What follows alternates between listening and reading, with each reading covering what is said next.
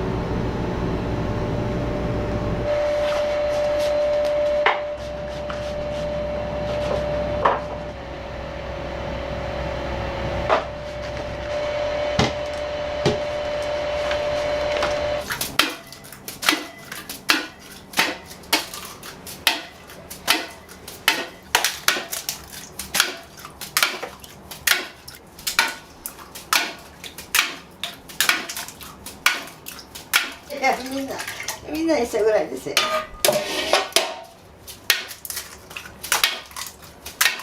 大体卵は1日何個分ぐらい割るんですか？平日は15鍋15これで卵何個10キロ137目安で言うとそのくらいで大きさにもよりますね、小さい卵だったらたくさんたくさんそれこそ土日祝日とかはもうその平日の大方倍日によりますけどね。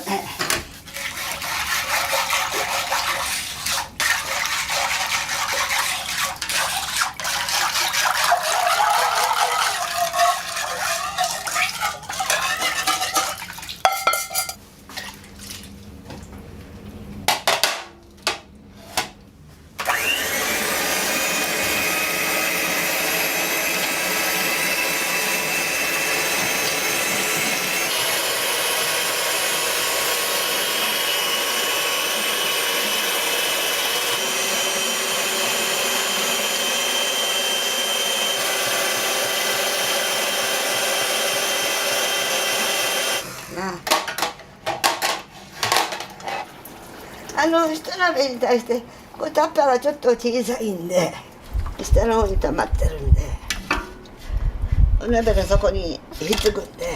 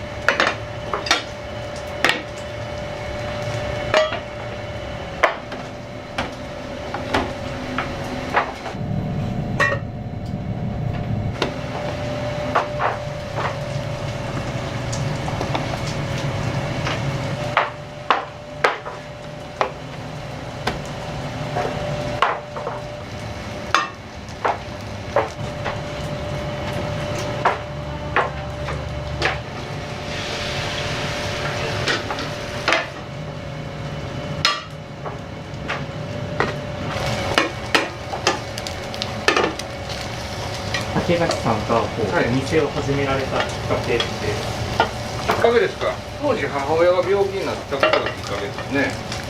僕28歳の時に母親がちょっと仕事が困難やいうことで、僕は東京で塾講師やってたんですけど、帰って継がんと言われまして継ぎました。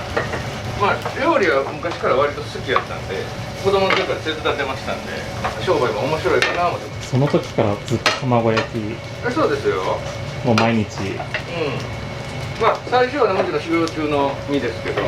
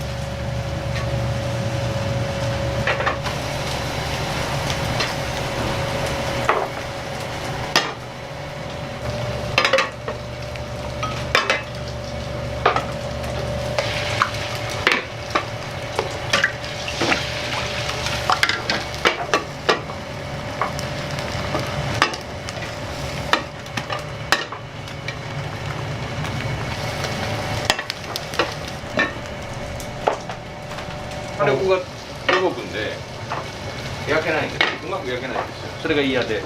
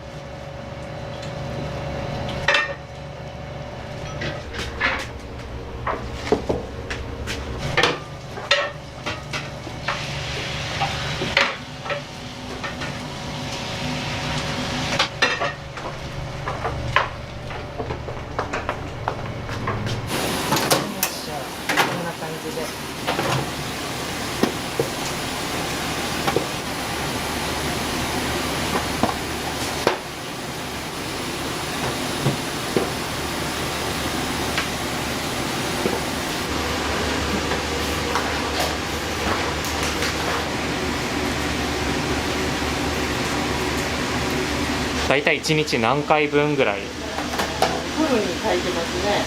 もうずーっと営業中は炊いて。はい。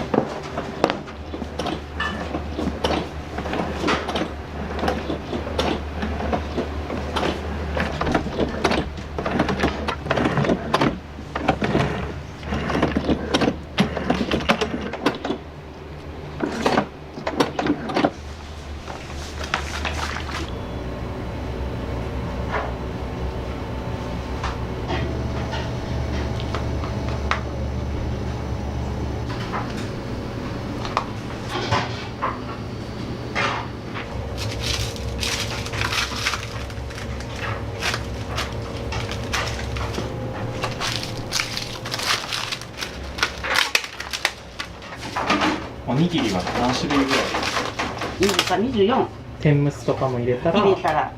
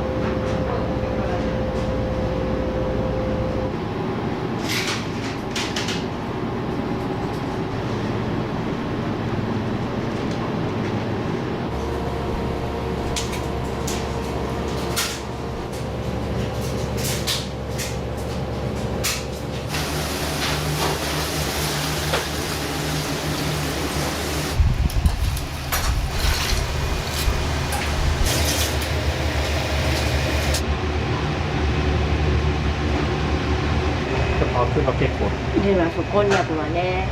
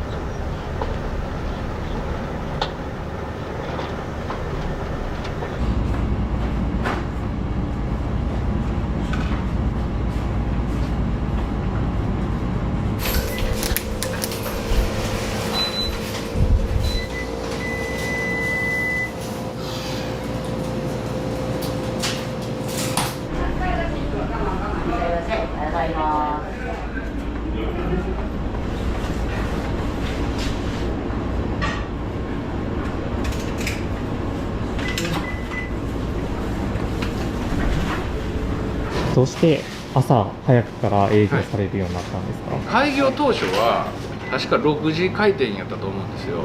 でお客さんで地域柄釣りに行ったりサーフィン行ったりする方が結構多くて、もうちょっと早うあかんかみたいな聞かれたらしくて、で6時が5時になって、その5時開店が4時開店になったということですね。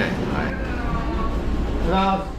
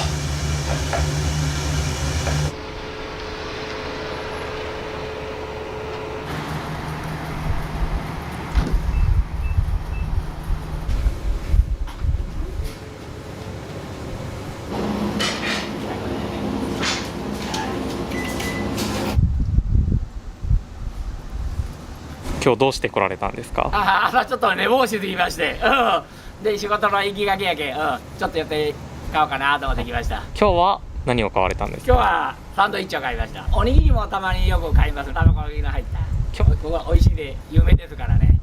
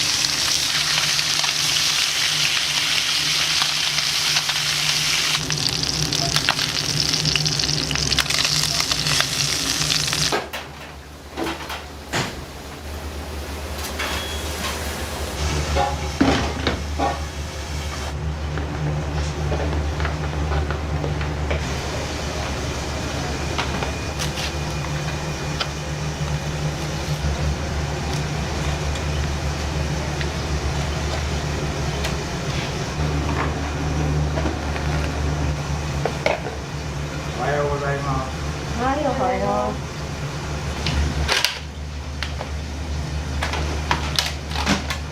お弁当は何種類ぐらいあるんですう。弁当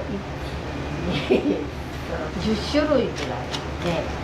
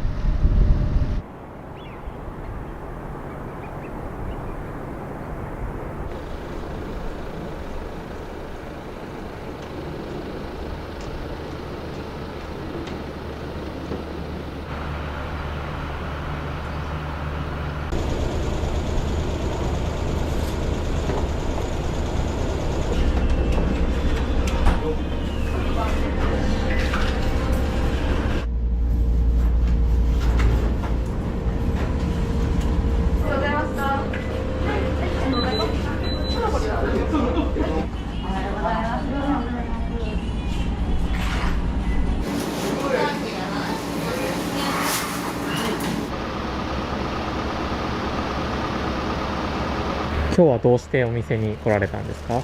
仕事のお弁当です。弁当とおにぎりとそれからサンドイッチ。仕事だけじゃなくて釣りとかもいつも弁当買ってる。はい。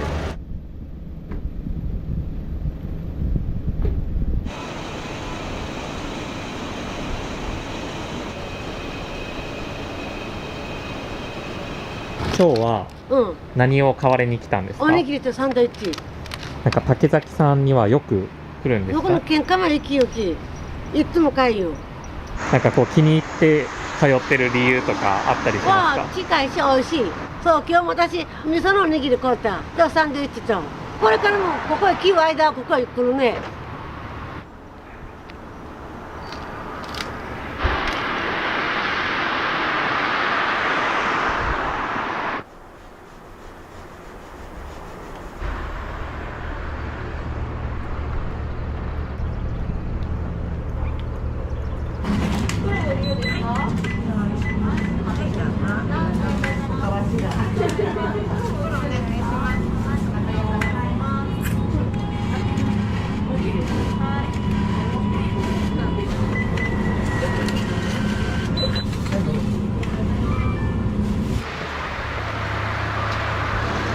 今日はどうしてお店に来られたんですか？さっき空港着いたとこで、これから足摺岬の方まで車で、行くところで、素朴な感じで、これ食べてみないと何とも分かんないんですけど、美味しそうだな。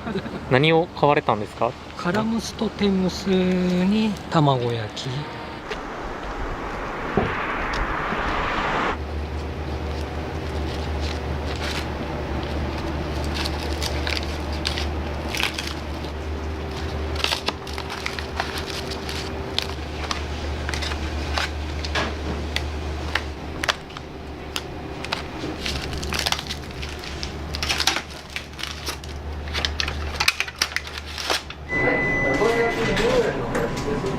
はい、ありがとうございます。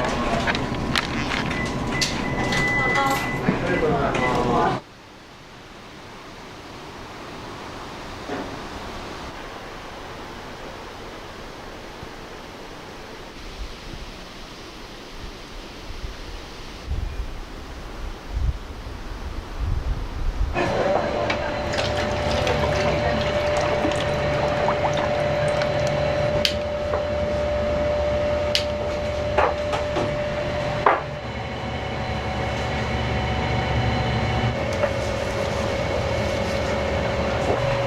ちょっと待ってくださいね。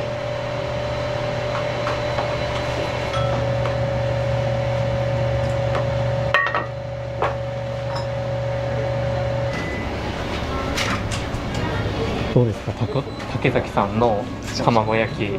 もうここなんか食べたいからあれよ。他のところ食べれん。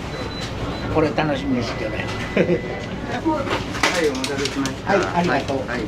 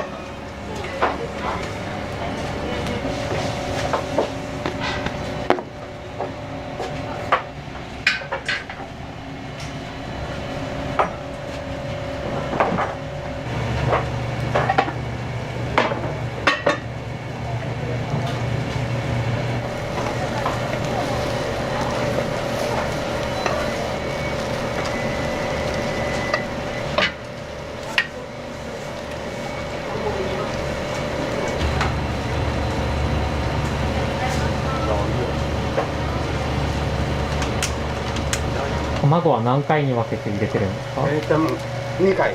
2回で 2杯ずつやって4杯。ちょっと、まあ4杯ちょっとですけどね。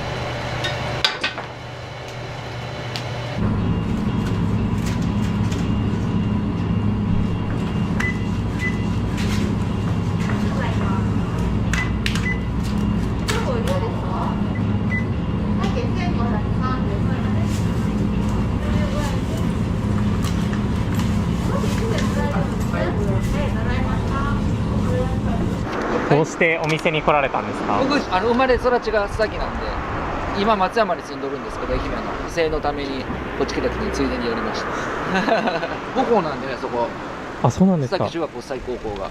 じゃあもう学校帰りとかもうまさに食べよった卵焼きですね竹崎さんの卵焼きの特徴とかああったりします？他と違うところとか。やっぱり懐かしさかな。お弁当といえばこの卵焼きという、はい、甘い出汁の効いた卵です。今日は何を買われたんですか？今日は実家に持って帰る卵と、ちょっとお腹空いたんでお昼ご飯で。お昼ご飯で喜ばれますね、絶対。と思います。親も須崎の人間なんでね。須崎の方は結構竹崎さん。もう口にしてない人はいないんじゃないですかね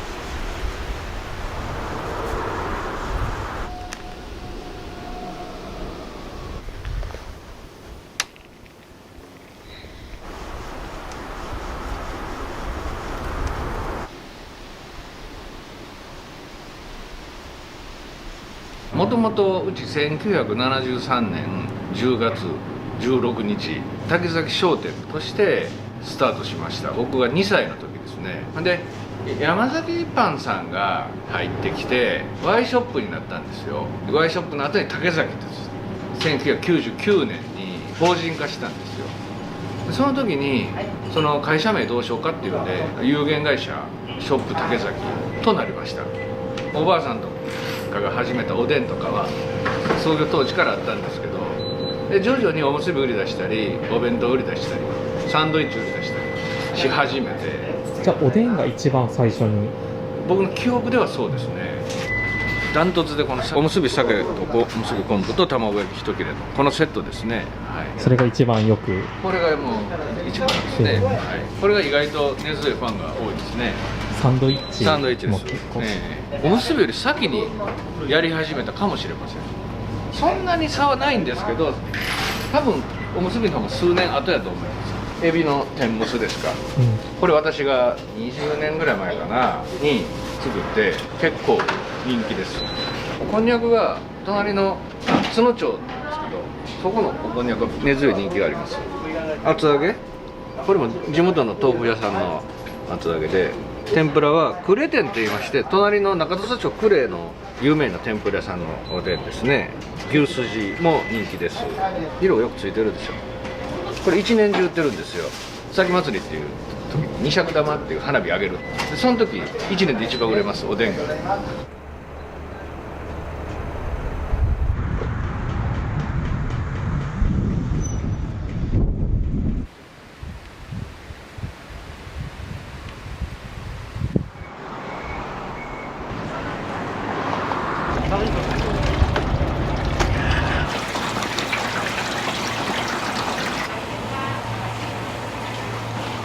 はい、叩き上がった。はい、ありがとうございます。これガラエビです。はい。すいま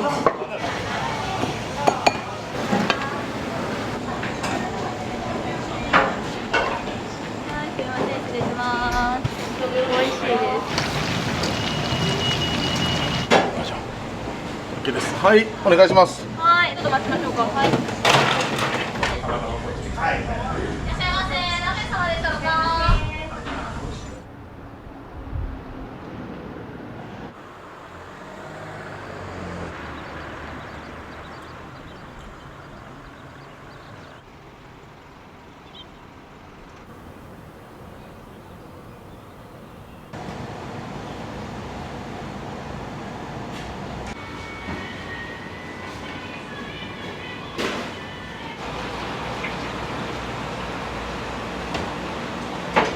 朝はですね、お弁当の仕込みがあって、お弁当作りから始まって、向こうは鮮魚をさばいていって、営業の準備をしながら、あと商品、前に出す商品ですね、準備していきます。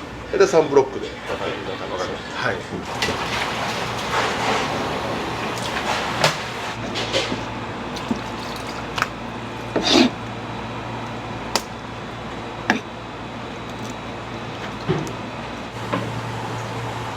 表題ですね、ヘダイとか油が今の時期乗るんですね。癖がなくてすごい使いやすい魚です。もう地元で地元です。全部ほとんど地元です。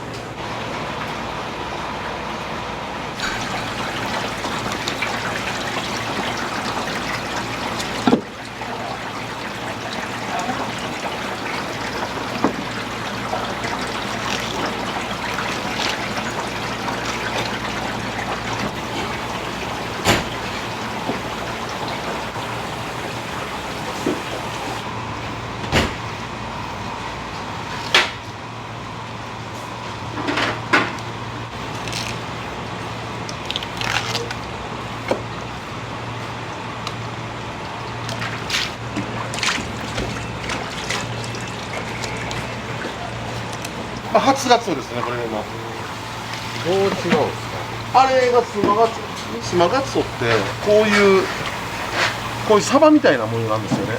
スマガツオ基本的に新しくないと食べれんがですよ。当たりやすいというか。なのでやっぱ結構鮮度が大事で。で、当たりやすい理由としては年がら年中これぐらい油乗ってるんですよ。油が。この油が酸化しやすいんですよ。カツオとかはちょっとさばいてみましょうか。こういう油の乗り方がちょっとうっすらしてるでしょ。味のコクとかも違うね。こっちは当たりにくいというか、そんな当たるところあんまないんですけど、こっちは結構鮮度がすごい落ちるんで、早く1日とかね消費さない感じがですね。こっちも何か使われるんですか？どれも豪華に見せるように姿盛りに使うんで、見た目であーってなるでしょ。わーって。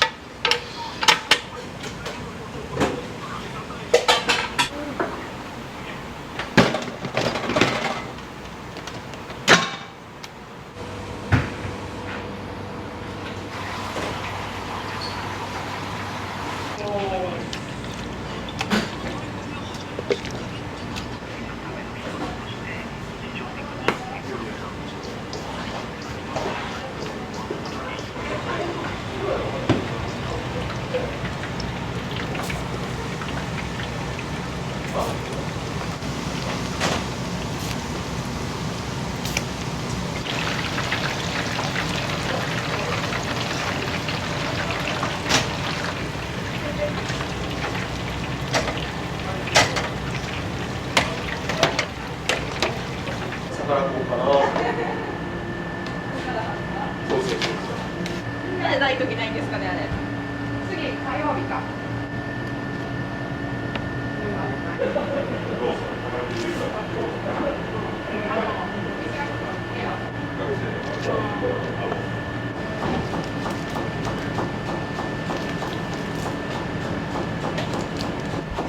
丸状につぶつぶでくり抜いちゃって。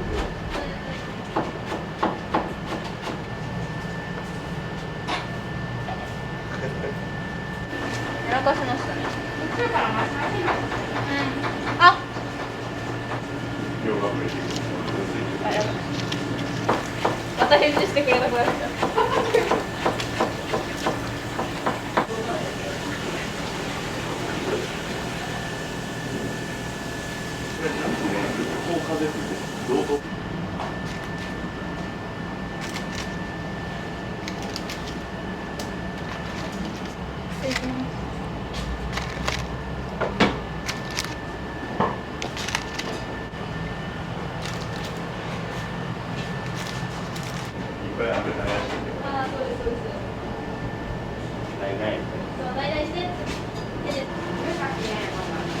さすがですね、さすがしげるさん。見れた。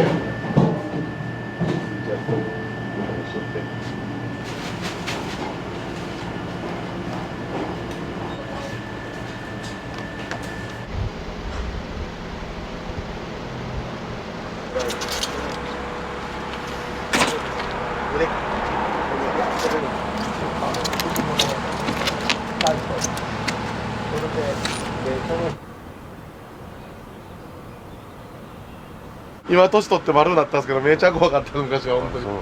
魚はもうあの方にお任せして。いや、あの方だけじゃなくて他にも何業者かあっていろいろ集めようなんと間に合わないんですよね。一つだけじゃ。僕は魚の仕入れ担当なんで、ね、まあ集まった魚をどう割り振るかをここから決めていくみたいな感じです。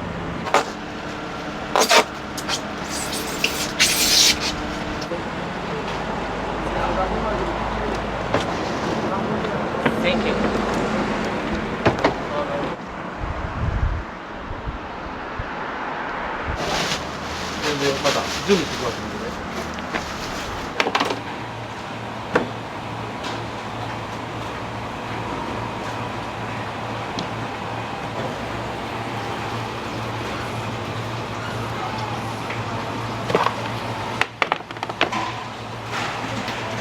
そこに清少公園、千本の松の公園ってあるんですけど、防風林が、その松葉です。松の葉ですね、これ。よくわら焼きたたきってあると思うんですけど、うちは松の葉で焼きます。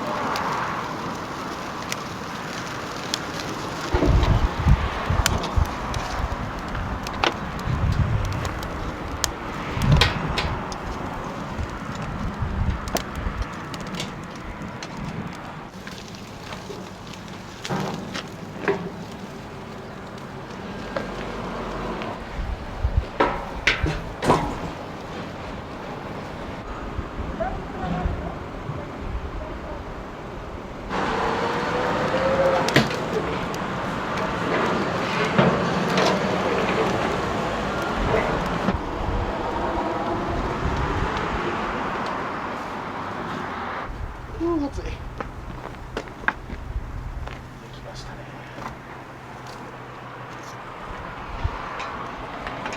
黄色い煙が出るんですよね。松ヤニが、それがついたらね、渋くなるんですよね、味が。松の葉の香りのいいとこだけ欲しいんで、炎だけが欲しいんですよ。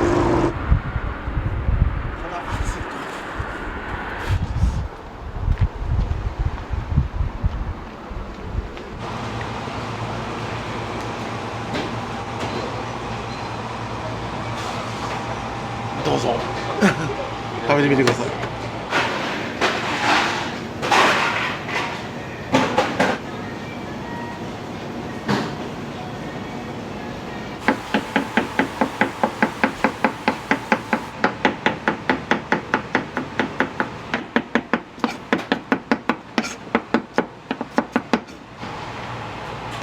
よし。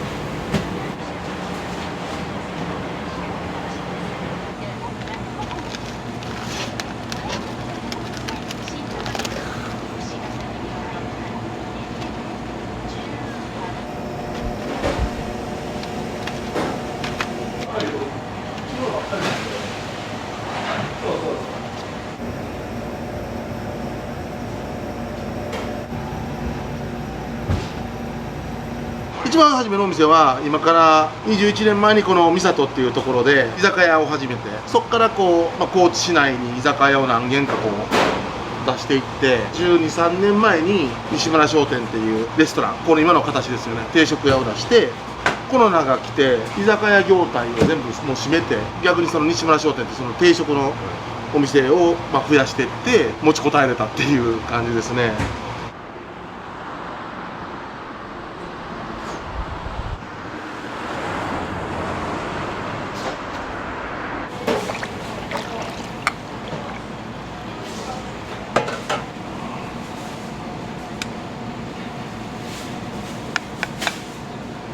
はい、お待たせしました。さあ、下田定食でございます。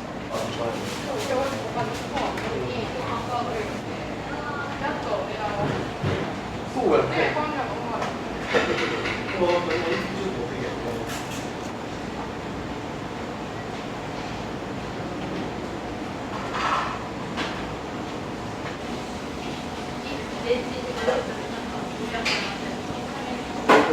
なるほど。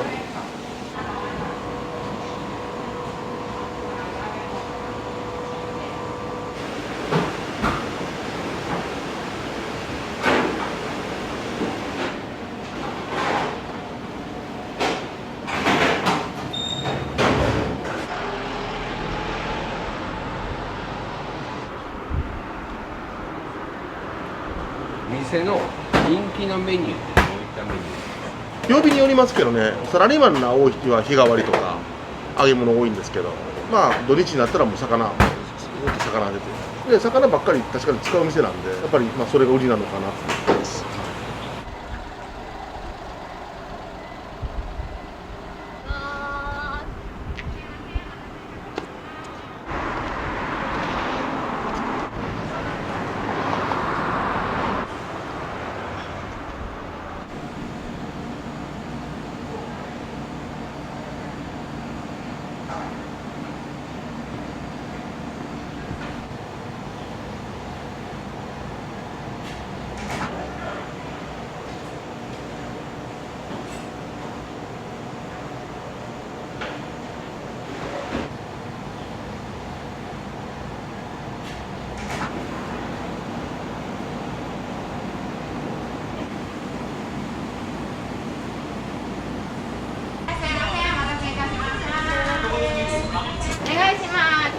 1、日替わりが1、ミニカタが1、単品でマグロ切り落としが1です。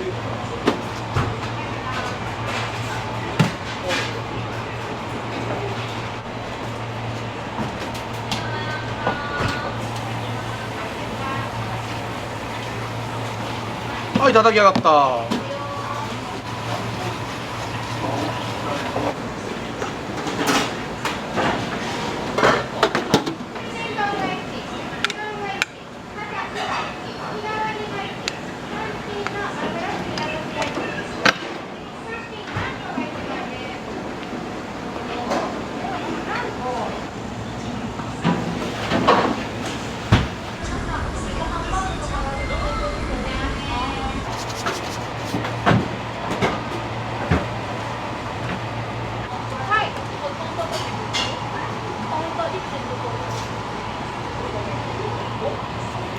はい、マグロ切り落とし。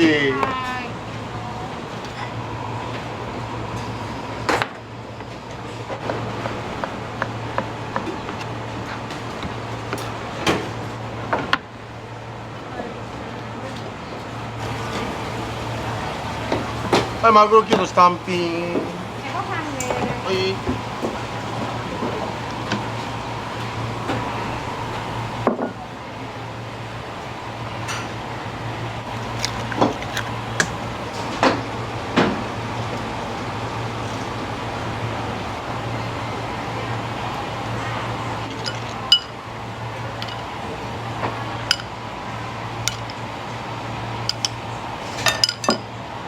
はい、ユッケです。は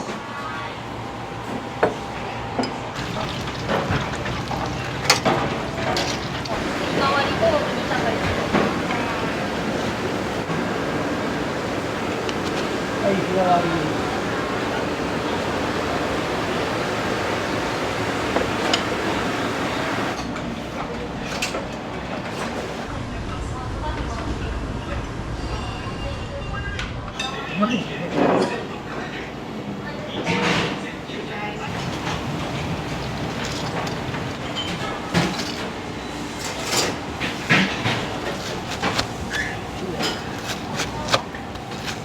ちょっと待ってください。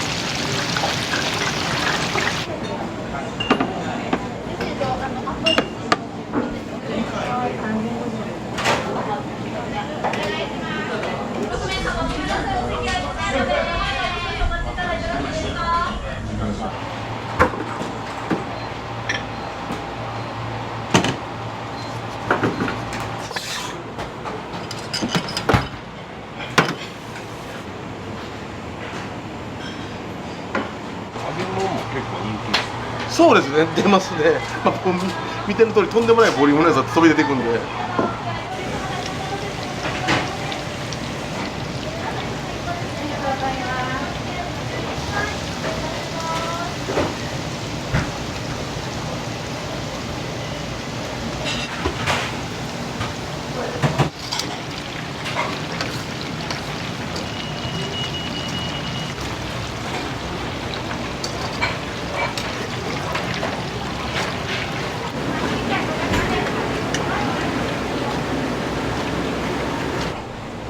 OK です。はい、お願いします。はい、ありがとうございます。2500円です。これ。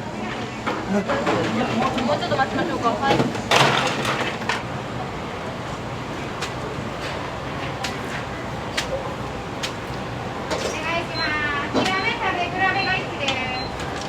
はい。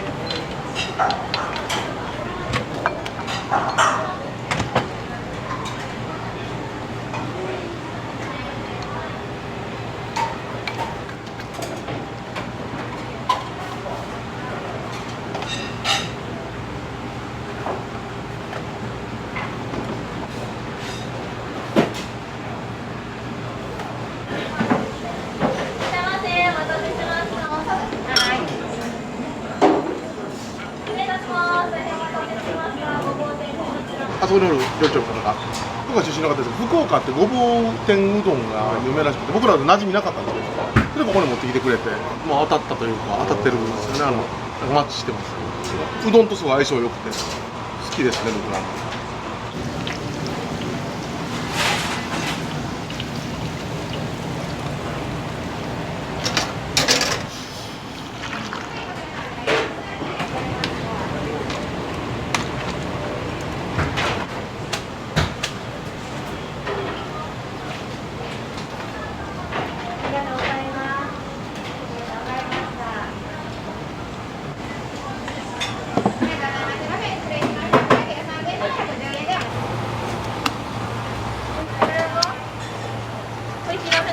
トレー見せて、ヒラメトレー。はい、チダイ。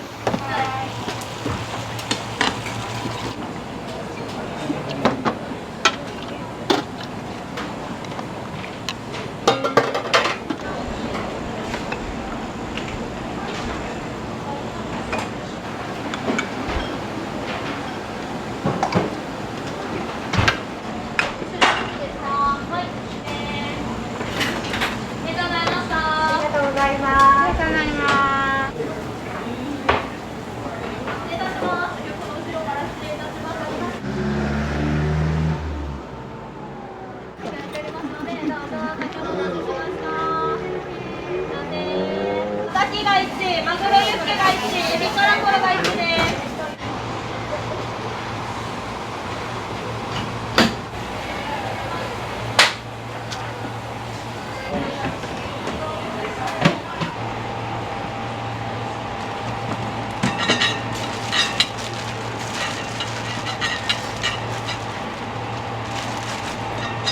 はい、たたき。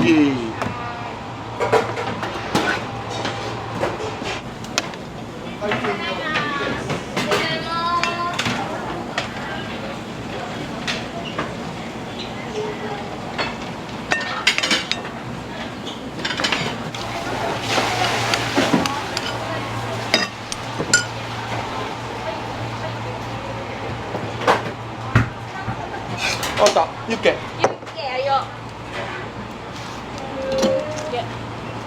お待たせしました。マグロユッケのご注文のお客様。はい、ごめんなさい、片手で失礼します。エビからコロで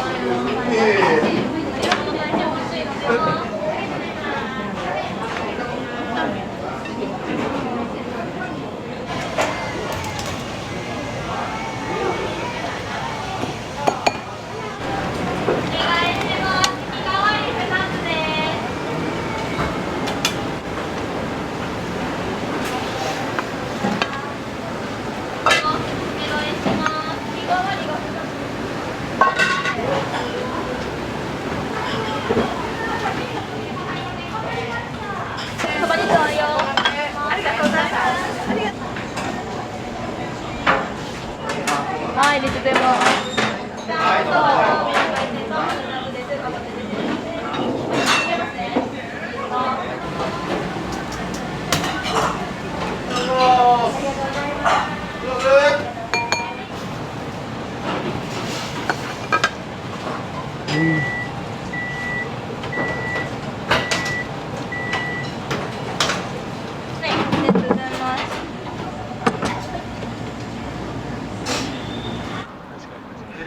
地の人でこれ食ったらちょっとなんか県内に何店舗かあって、はい、大盛りっていうのが有名でもカツオと何でもいいし、もともと居酒屋さんなんで。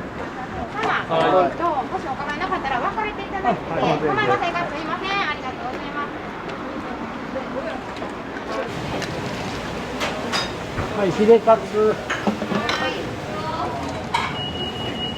いいから。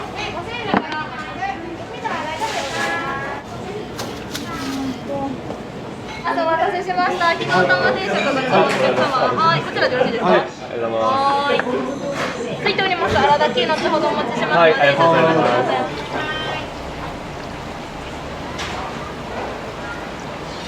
玉ですね、どうぞ。はい、ありがとうございます。これガラ入れです。はい。これやばいわ、これ。僕はおかわりしてるから。これ煮付けが半身じゃなくて丸々1個なんですよ。こっちは初めて来たんですけど、初めてで火の玉いっちゃいました。す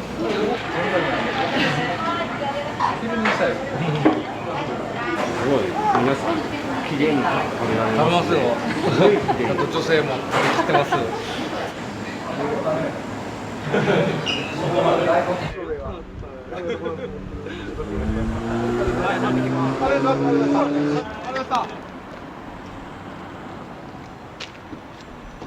ミニたたき丼とおかしわそば。はい。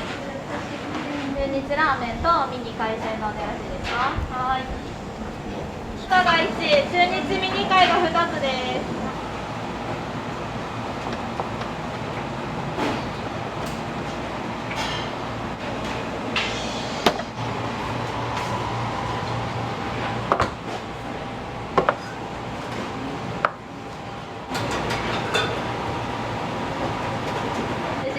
おそばとミニたたき団子注文のお客様。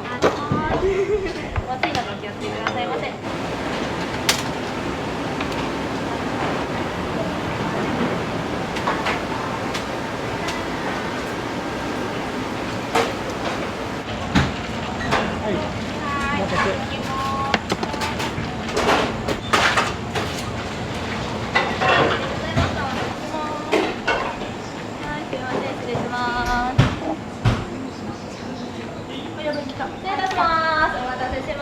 中日ラーメンとミニ海鮮丼2つです。奥から失礼します。片手ですいません。ありがとうございます。これいります。以上でお揃いでしょうか。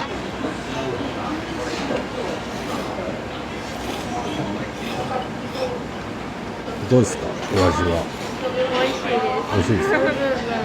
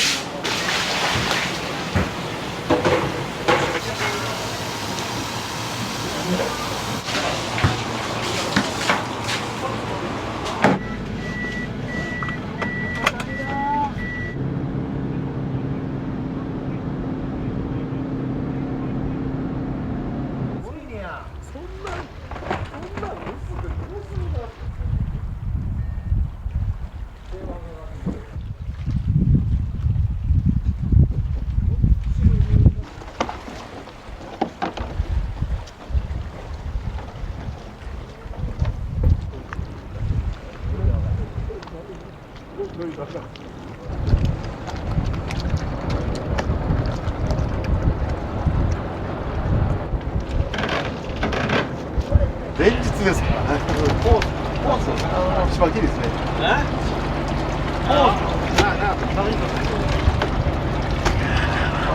いいサイズがありましたね。あ、いるかい。あ、いるかい。はい。はい。はい。はい。引っ張ってて。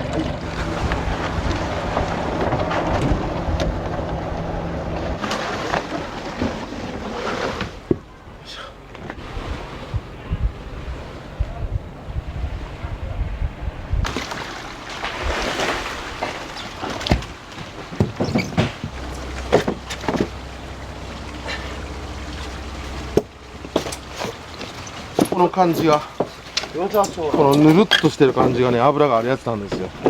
ここ触った時に。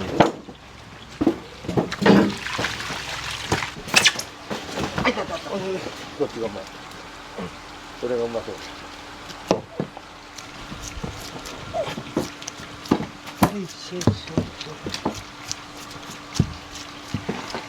3枚におろしますもん。開いてる。はい、了解です。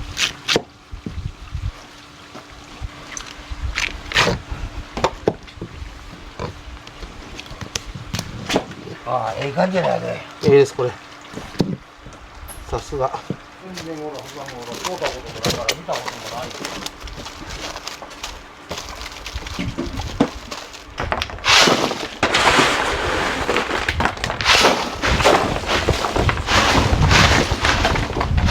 各電からドライバー欲しいって。安全運転でお願いします。はい。カツオゲットです、無事。これは急ぎで、残りはまた。後で持ってきてます。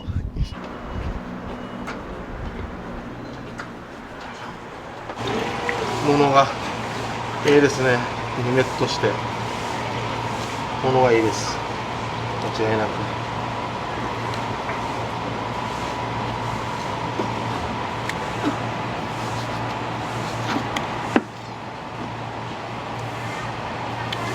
油。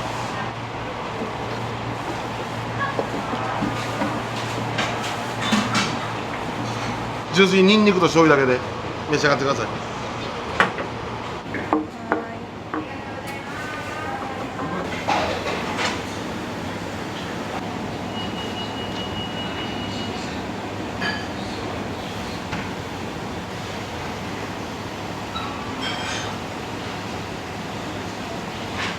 そうですね。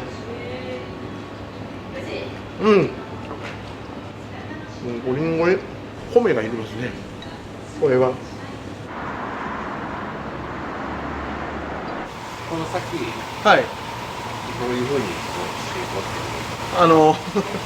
ぶっちゃけ話でいくとですね、やっぱりもうコロナになって、やっぱ借り入れもすごいできて、個人的にも大ダメージ受けたんで、もう借金が結構億ぐらいあったらもう伸ばしていくしかないんで、ここから先はもう県外に出店していくというような流れになっていきますね、今後展開は。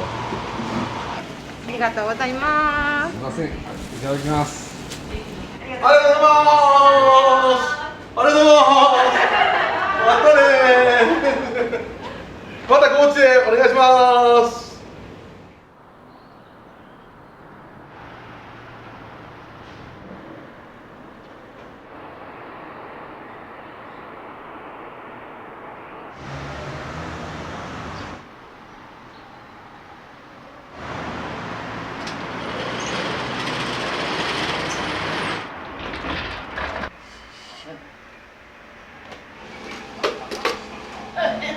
飯も食わない。これは5キロ、約50人前。でまあ食べながら焼きながら。暑すぎや。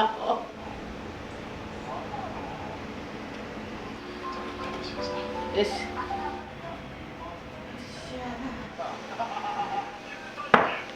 これお弁当の副菜をほら入れて、ここへメインが入るので。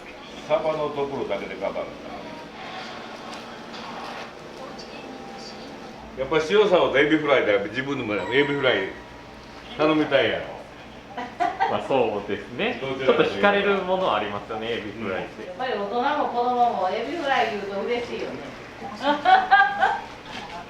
まあ塩サバもすごい美味しいです、ね。塩サバも美味しいけどね、食べたらね。ご飯も進むんやけどね。副菜も日によっていろいろ買えんとね、みんな同じのじゃ嫌やろうしね。タイモさんメインのお煮物で。里芋っていうか。あ、そうか、知らんか。里芋わかる？里芋わかります。あ、失礼。タイモって言うてはいかんか。はい、送別おはようございます。わかりました。ありがとうございました。はい、失礼します。カツ丼またあるわか。カツ丼と唐揚げ。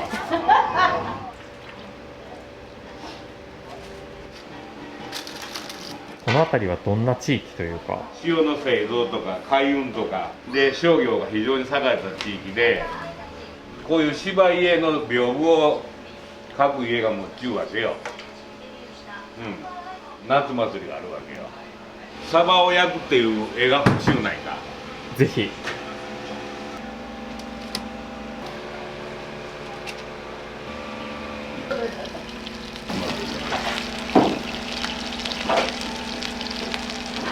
が何でも焼けちゅうね。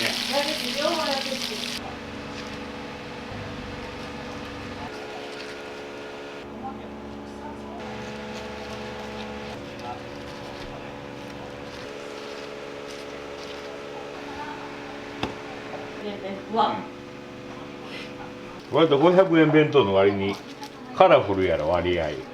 これ500円なんですか？うん、500円。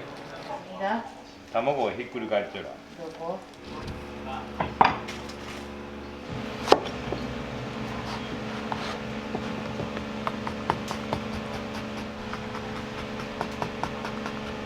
それこそ秋のナスが日本一やないか。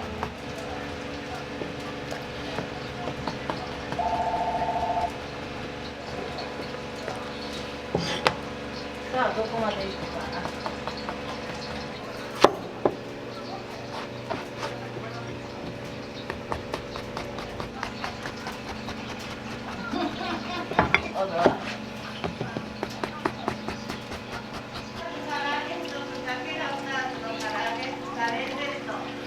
酒2つやねや。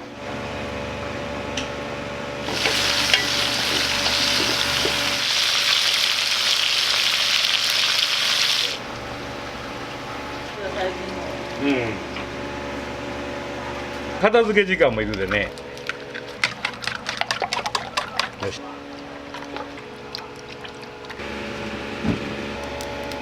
中に卵あるこれ1つ割ってこれ2粒割ってタラになった。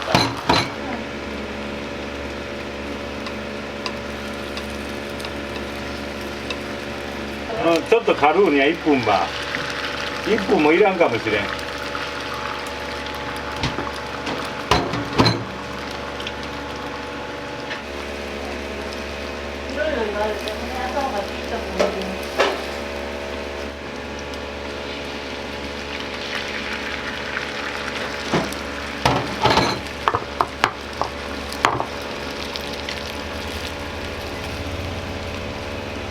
ちょっと減ったねほら。唐揚げの分自衛隊の分がいるか。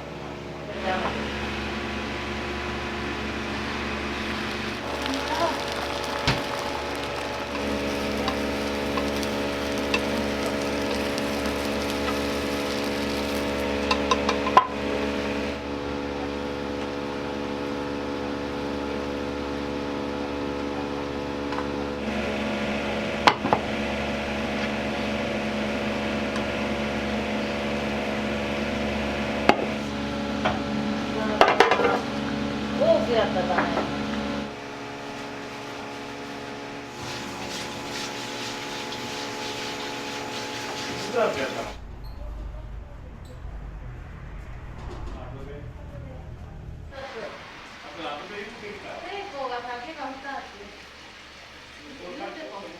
店は食料品雑貨の店でした。私と主人が土佐尾と言いましたね。名前を取って店の名前を土佐尾にしまして、息子嫁が食料品の弁当はもう15年ぐらいになります。それから現在に至ってます。昭和45年頃からそれからずっと食料品雑貨の店でした。息子たちが帰ってきまして15年ぐらい前からこの軽飲食をするようになっております。ありがとうございます。この国道55号線ができた時点で、店もまだスーパーもない時期だったからよう売れましたよ。けどそのうちに大型店がどんどん出店してきてね、お年寄りもなくなってだんだん若者の時代になって、若者というとやっぱり車で乗って何でも揃うスーパーに行くようになりまして、こういう小売店の本当に小さな店はねお手上げです。AMAX とか港南店主婦の店とかありますのでね、そこ行ったらもう何も一括して買えるというのが妙味でしょ、大型店はね。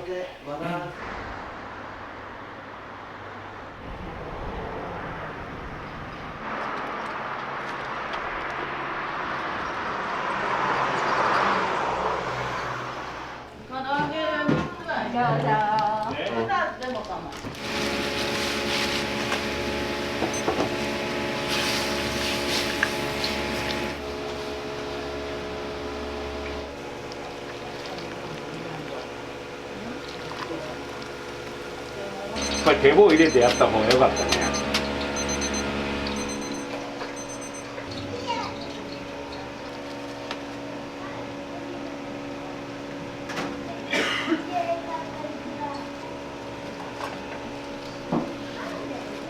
何が乗ってないし、リビトンガラシ。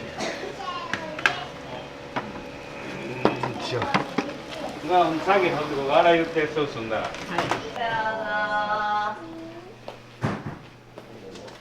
お母さん、お椀もう一つ来てないが。お待ちどうさんでした。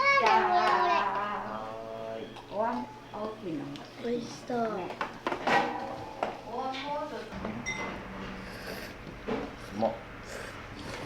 美味しいこれあげようか。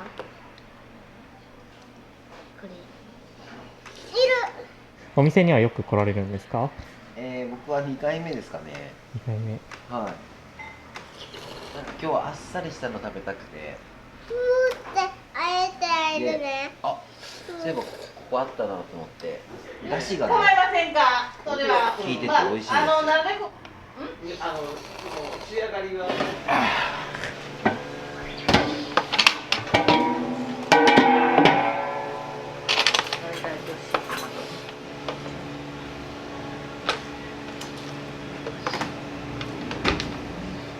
ちらはどこ産のお米とか。これはね、本当ね、ご近所のね、じゃあ高知県産の。高知県産のご近所さん、江南市内の。これはコシヒカリや。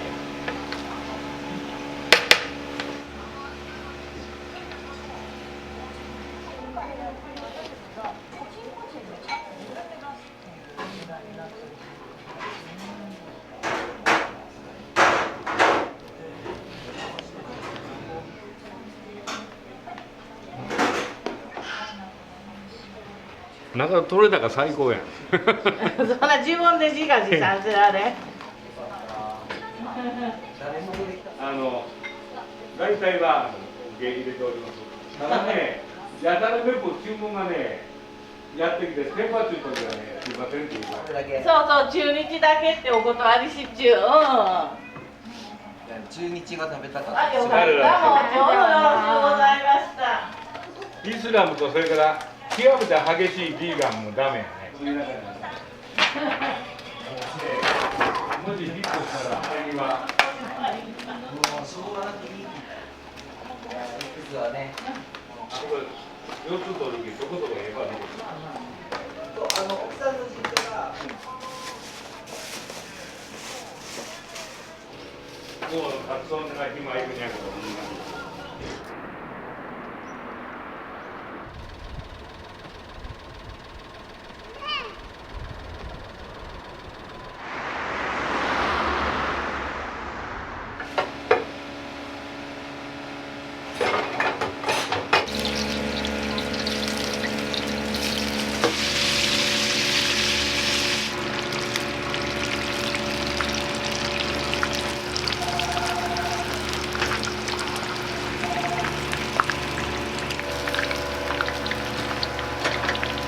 ミストやね。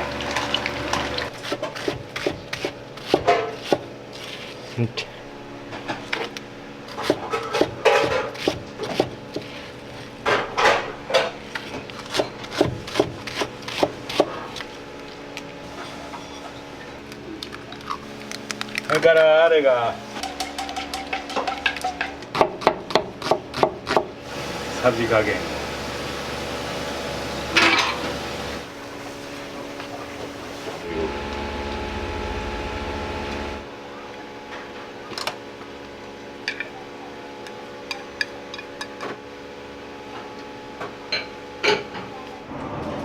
4つあるぞ。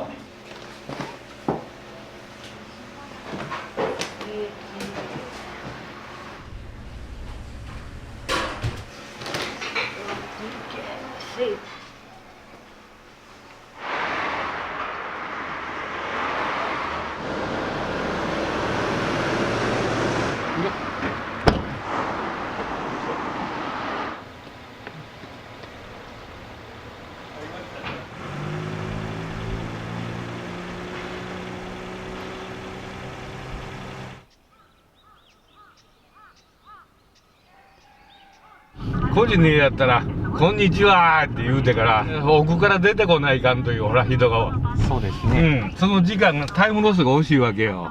中には年寄りやって耳聞こえんで上まで上がって「こんにちは」って言わないかん場合もあるけどね。そうそうね、個人の家はもう一応 NG にして事業者オンリーで定休日ね、不定休やけどね。疲れてきたら休む。ちゃんとした休みという休みは。正月の2、3だけやね。絶対休むのは。お盆の時。お盆は限れ時やけね。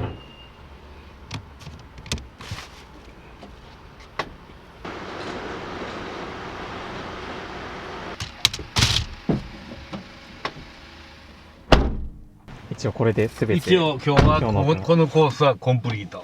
じゃあこの配達の合間とかに、英語の勉強されたりとか。そうそう、英語の勉強と聞き流しやけんだよ。全然覚えんな。15分ずつ英語、じゃあまずフランス語、イタリア語、ドイツ語、スペイン語と15分ずつあるわけよ。はい。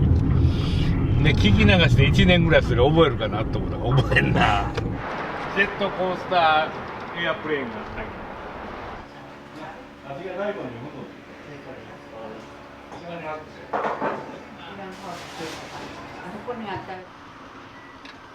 これを出してないわ。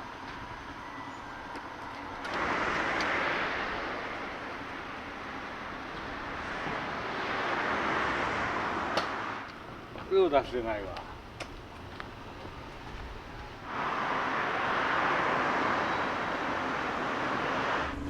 お願いします。中日餃子セットしてます。はい。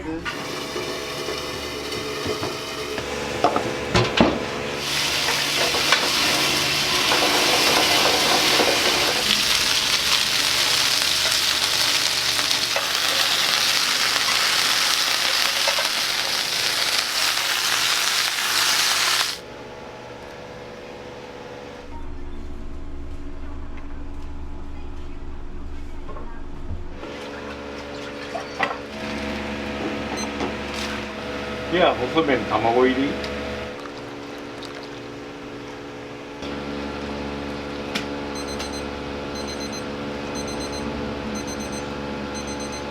さあ入れるところ、この角度でいいかな。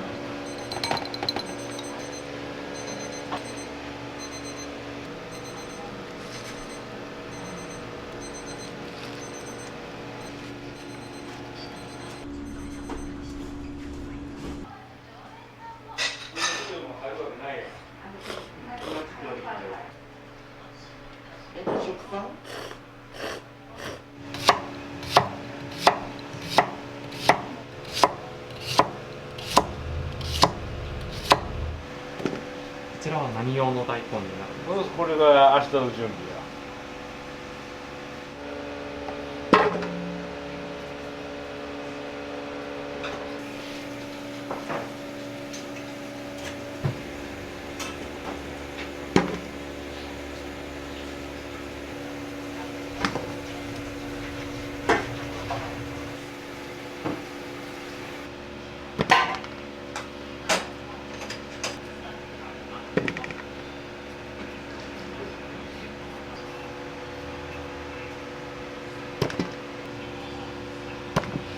はい、ありがとうございました。ごちそうさまでした。ありがとうございました。まあお気をつけて。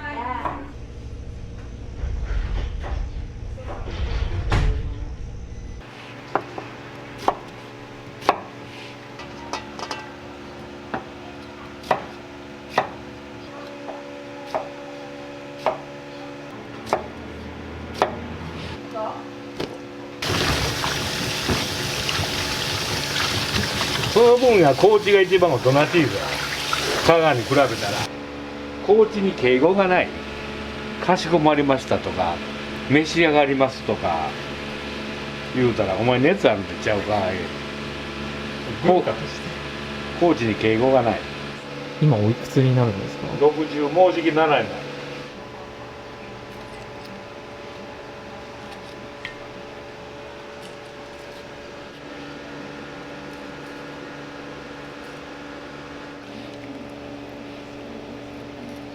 まあ本当はね、中日そばって言うけど、本当はね、そばついてなかったのよ。中日って言ったのよ、大体は。なんであるか分からへんやん、中日で切ってしもうたら。で、私がね、一種の造語やね、そばをくっつけたという。うどんのおつゆにラーメンが入ったというふうに考えてもらうが一番いいんじゃないかな。それが中日そば。非常にローカルなもの。だから中日を提供しよった店にしてもよね、一種の町おこしになるとまでは思ってなかったです。土佐尾商店さんの中日そばは、だしは主にどういった？だしはね、やっぱりかつおベース、それからおじゃこのおつゆ、俗にしらすよね、とろろ昆布のだしもあるし、結局じゃこというのはよね、この赤岡町のそれ特産物なわけよ、ちりめんじゃこが、しらすが。はい、いらっしゃい。ちりめん丼セットです。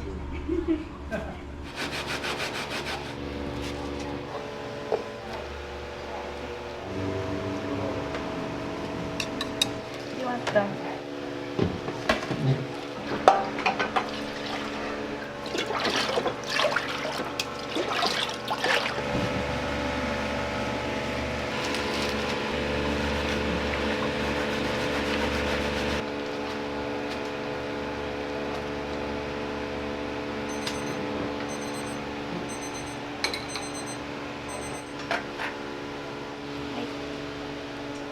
ばあちゃん。そっち行っていくもんが。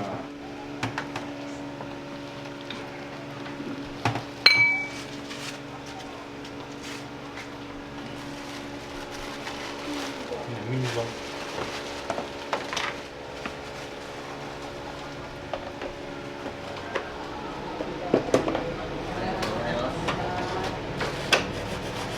いや、お、えわ。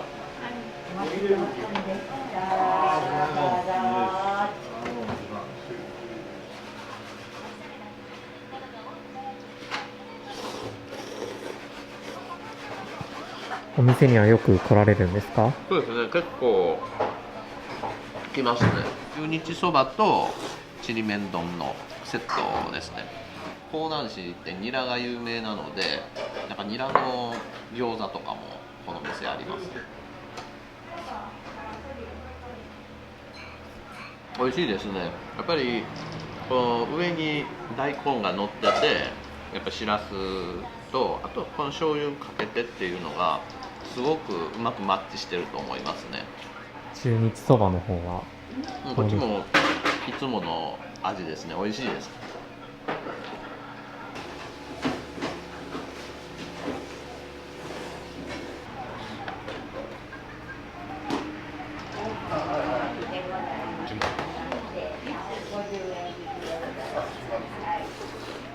はい、お待たせしました。はい、どうぞ。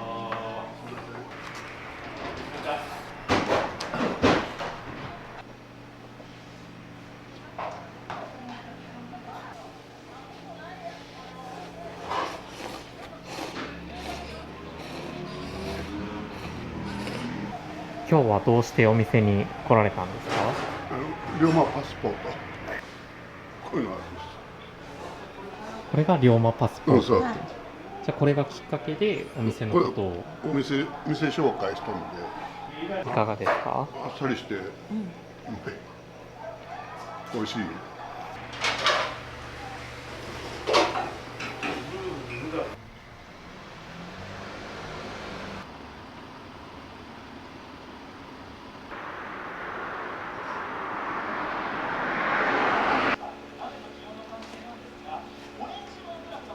はい、ありがとうございました。どうもどうもでした。はい。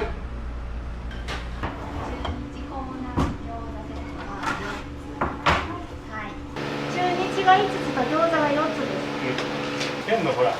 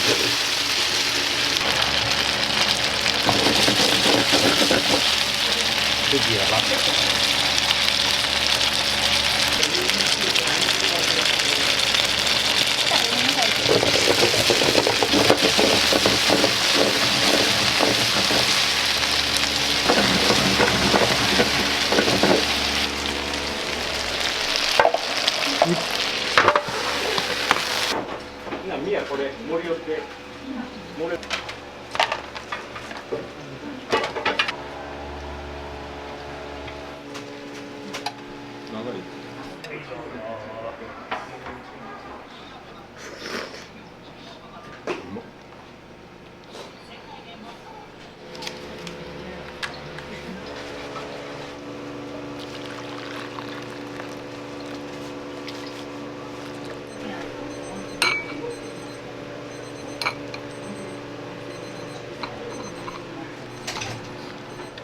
ばあちゃん？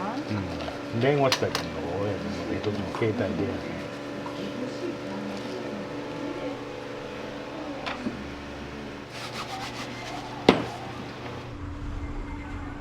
まず中日の方は。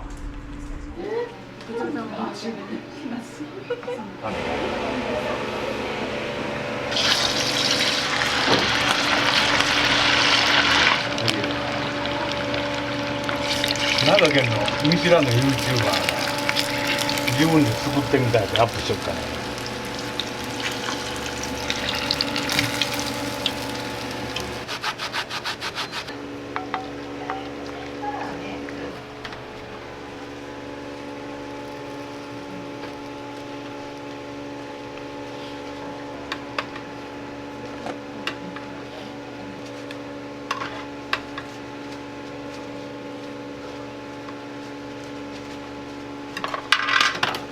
よいしょ。よいしょ。普段のちょっと120%まで。これ食べ方は？これはもうそのまま崩して、まあこう好きなように食べてもらったら。美味しい。美味しい。見たことのないメニュー。これが良かったですね。ちりめんおこげ。どうですか、お味は。美味しいです。美味しいです。出汁がすごく期待以上です。良かったです。江南餃子っていうのはどういった特徴というか。それ結局ほらこの江南市のニラの生産量が日本で一番多いと言われるし、でね、ニラ料理をどうやってプレゼンしていこうかっていうと、まあニラ焼きそばとかいうところもあるわけよ。でその時に一緒にうちらできたのがニラって餃子やろみたいな。で江南餃子に。はい、ありがとうございます。あ、お箸ついてきた。お箸ありますよ。あ、よろしく。はい、はい。よろしいですか。はい、はい。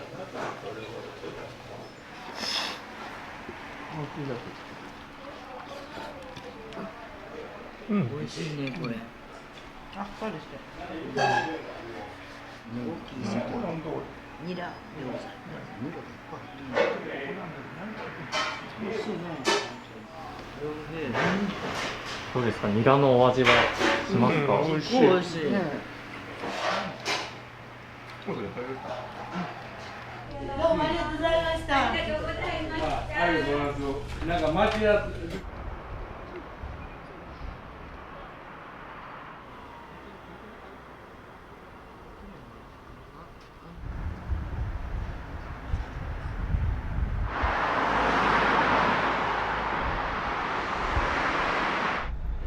はい、いらっしゃいませ。はい、どうぞ。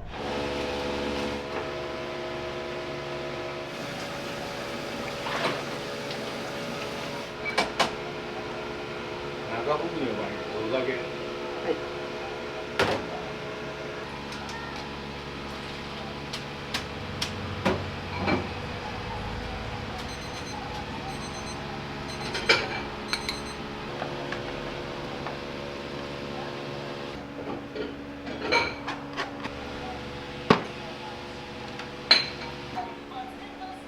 はい、お待たせいたしました。はい、どうぞ。はい、ありがとうございます。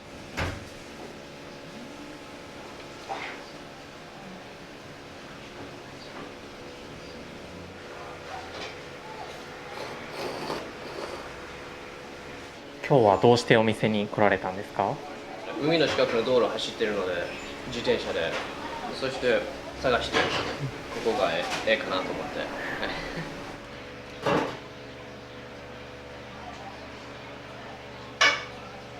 680円です。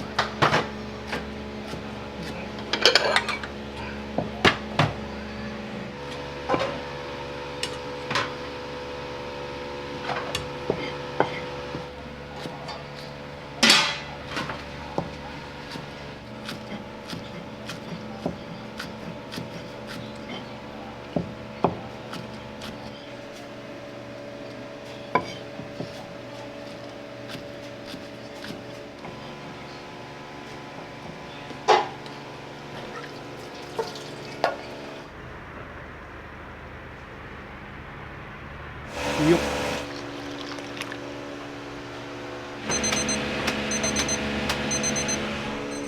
博多のラーメンもあるがな。どう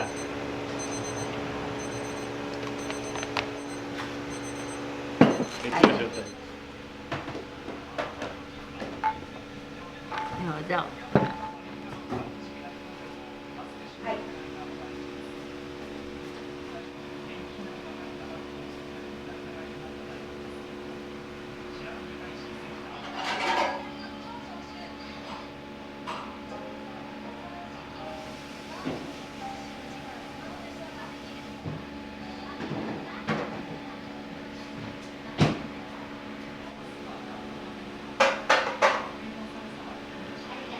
はい。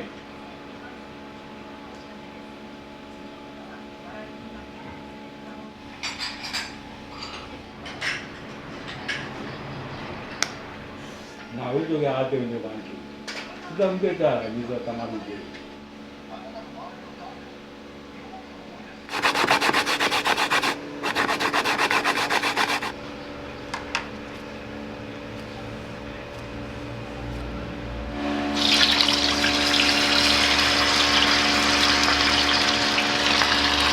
大丈夫。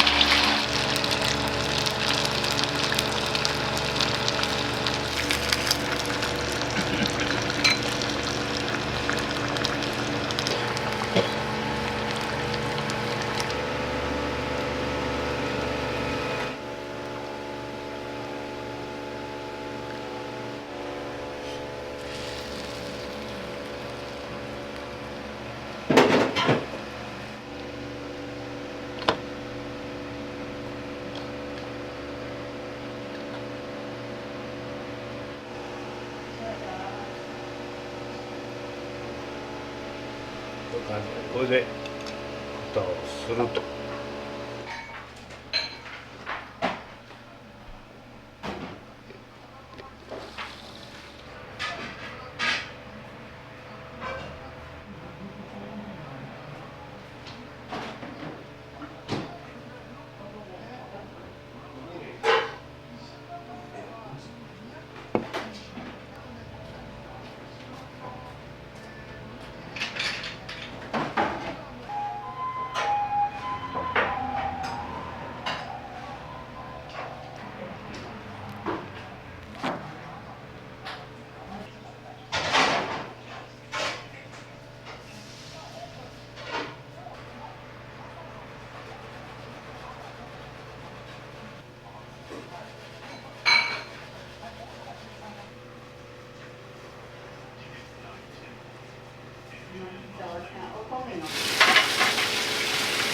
よい。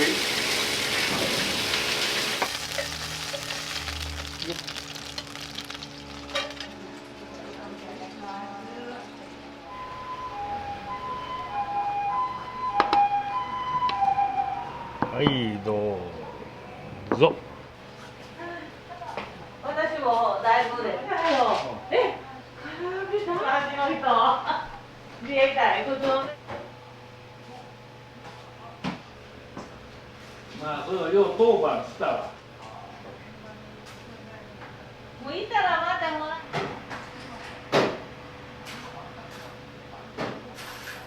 地元の柚子とそれからまあお醤油と試行錯誤して。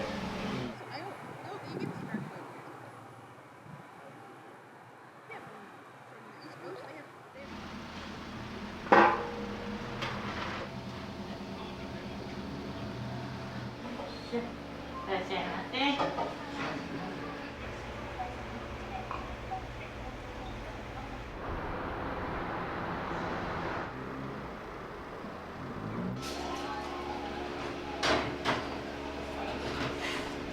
こういう芝居絵屏風を街に飾るっていうのは、48年前よりもっと前からある風習でして、こう大体今から160年ぐらい前からはあると言われています。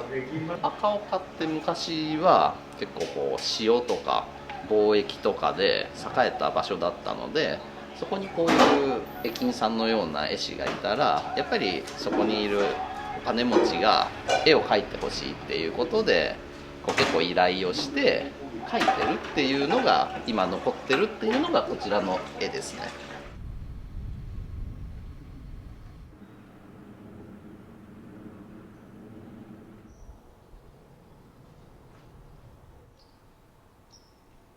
こちらのお部屋がお祭りの様子を再現したお部屋でして、高知県香南市赤岡では毎年7月に鶴田八幡宮の神祭と北京祭りっていう2つのお祭りがございまして、その日にはこういう芝居絵屏風が家の軒先に並ぶと、そういう全国的にも珍しいお祭りをちょっとこの部屋再現しております。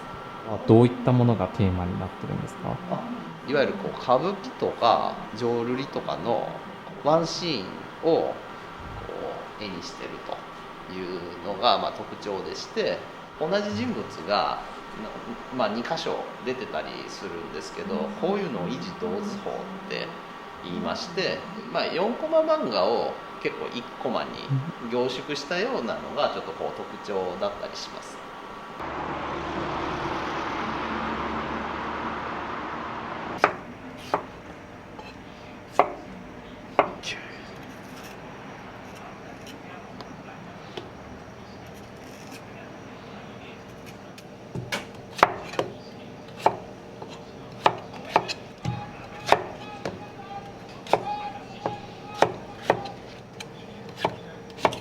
肉のない肉じゃがというか、じゃがじゃが。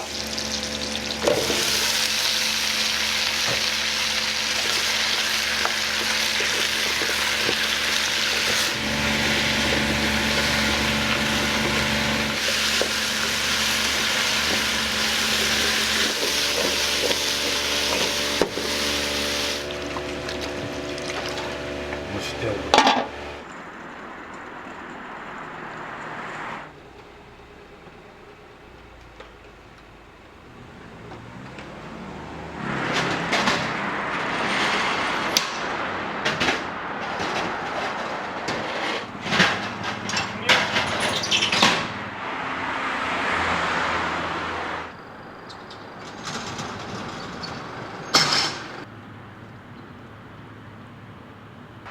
お疲れでございましたと。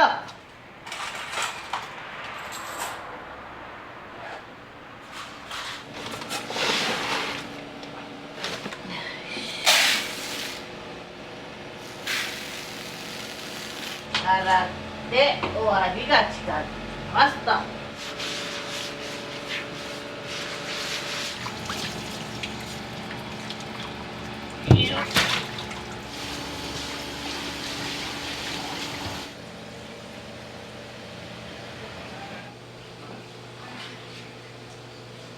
で終わります。は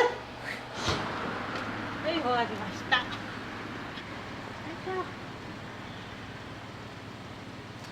素晴らしい。持ってますね。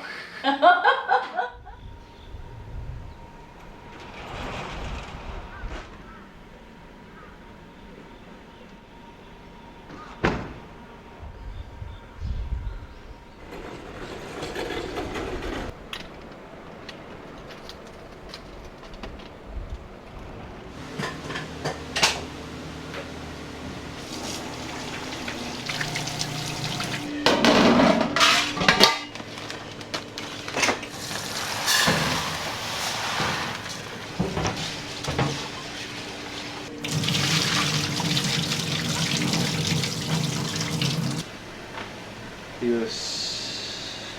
10キロから多い時で15とかいくかなーって感じ。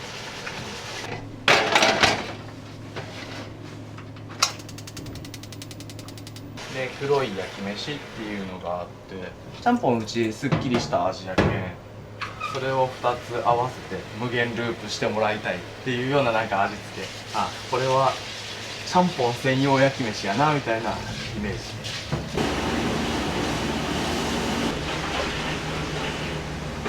カツ丼はデミグラスソースが乗っとんよ。もともとうちの祖父は洋食屋さんをしよったけん、こっちに帰ってきてイーグルを作った時に洋と和が融合した、他ではなかなか味わえれんようなカツ丼になってると。それもすごく人気で。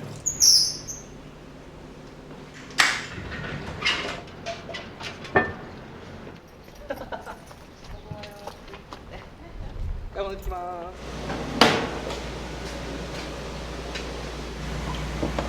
チャーシューになりますね。チャーシュー麺に使ったりとか、焼き飯に入ったりする。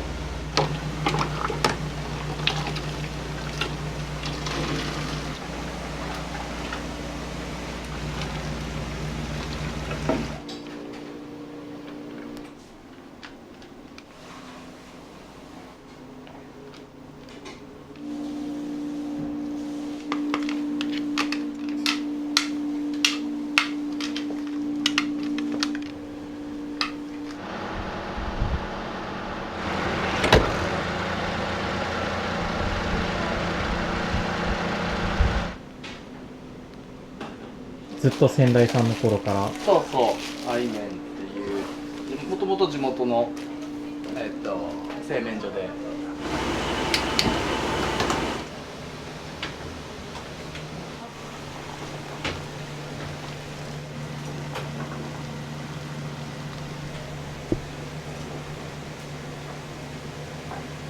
9月終わりましたよ。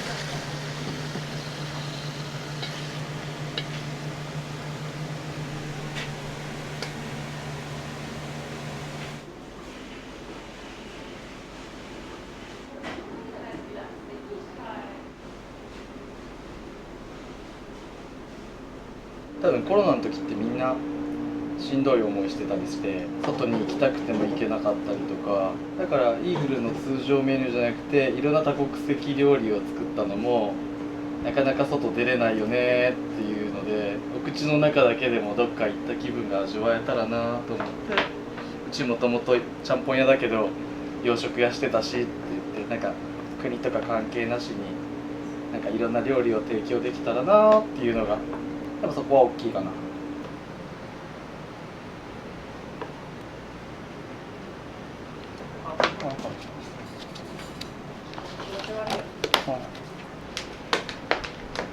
ほい、日替わり完成。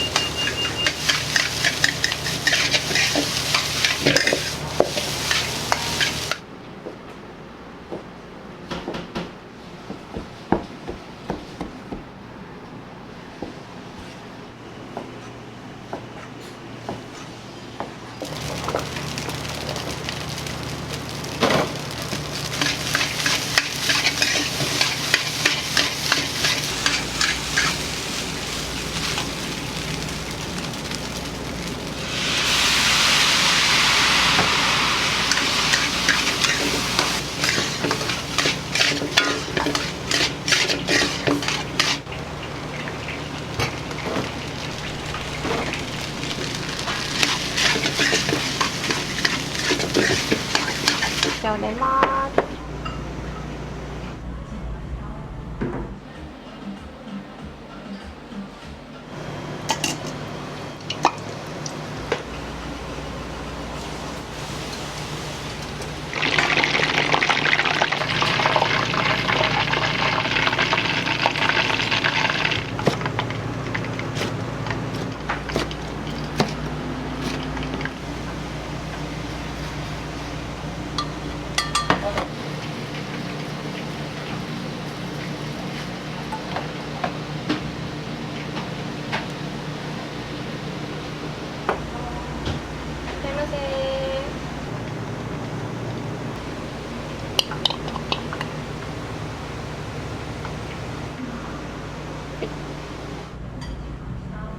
祖父からです。だからもう60年以上あのカツ丼でもう僕たちは育ってますね。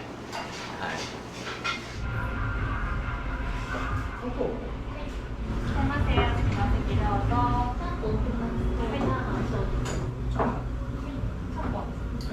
すいません、こちら席どうぞ。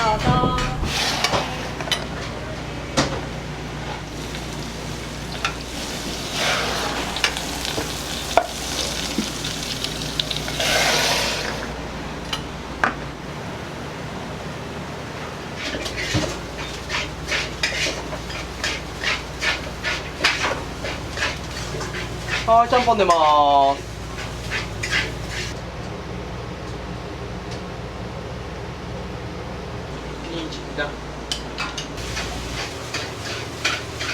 はい、ちゃんぽん2つ。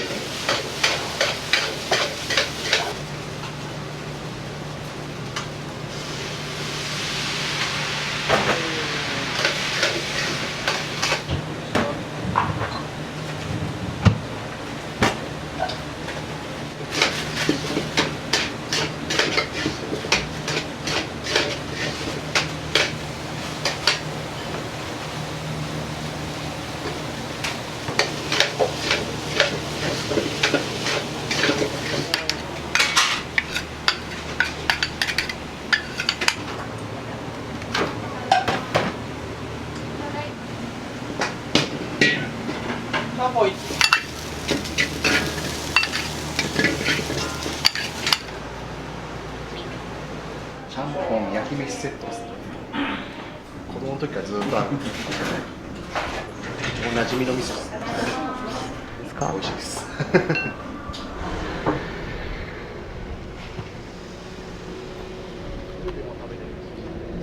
もともと祖父が洋食屋さんを東京の麻布十番っていうところでしてて、そこはスタッフとして入ってたんですけど、で兄弟が八幡浜ちゃんぽんでロンドンさんっていう店があるんですけど、その祖父とロンドンは兄弟で愛媛に帰って一緒に仕事しないかっていうことで愛媛に戻ってきたっていうのが最初のきっかけで、自分の店は持ちたいっていう風な流れになって、ロンドンと別れて、また自分の洋食屋の名前がもともとイーグルっていう名前だったんで、その店の名前を継いで八幡浜にイーグルができました。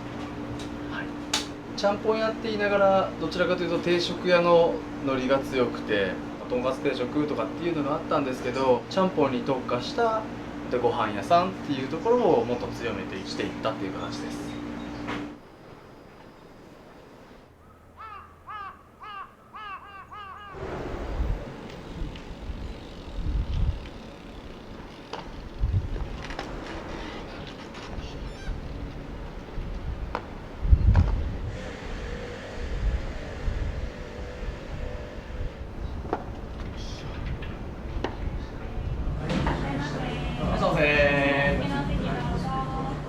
辛さが1から5まで。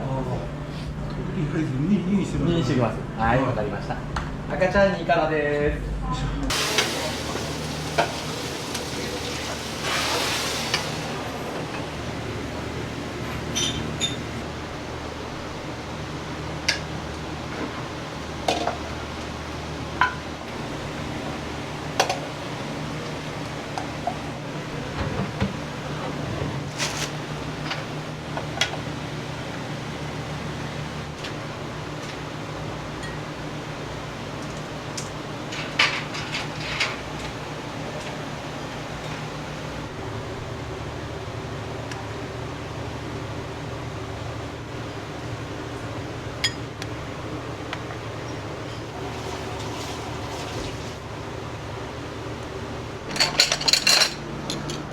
から1からはい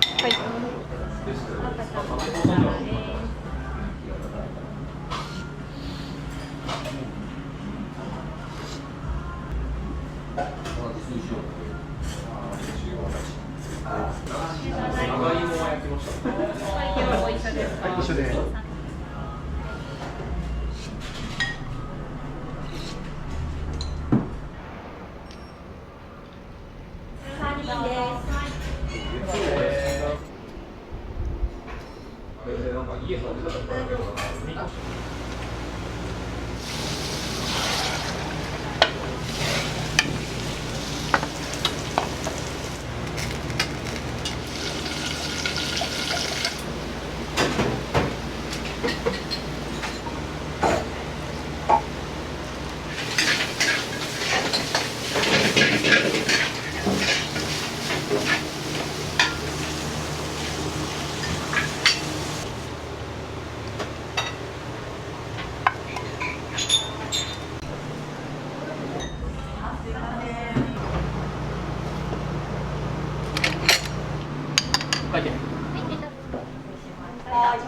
いただきます。お父さんこっちにする？今日はどうしてお店に来られたんですか？久しぶりにちゃんぽんが食べたいなと思って。東京に住んでるんですけど、帰ったら必ずソウルフードのちゃんぽんを食べるようにしてるんで、はい、連れてきてもらいました。地元のちゃんぽんの味は？ほっとしますね。美味しいです。昔から来てますね。高校自分から増えました。お父さんの高校自分だから60年？60年70年？タレとか、麺とかやっぱ口に合うんやろな。美味しい。お店によっていろいろと味が違うので、いろんなところにちゃんぽんがあるんですけど、その味を食べ比べてみるっていうのもなかなかいいですよね。お疲れ様です。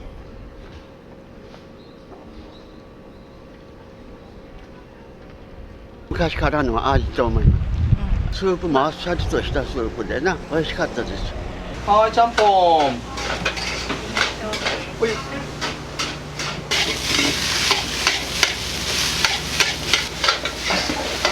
山さんでしょ。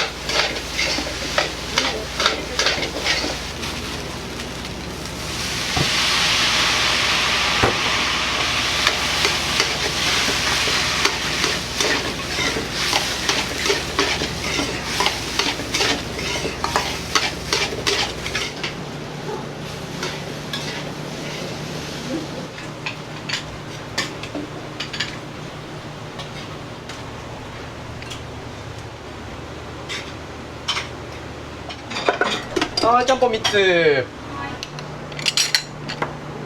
はい。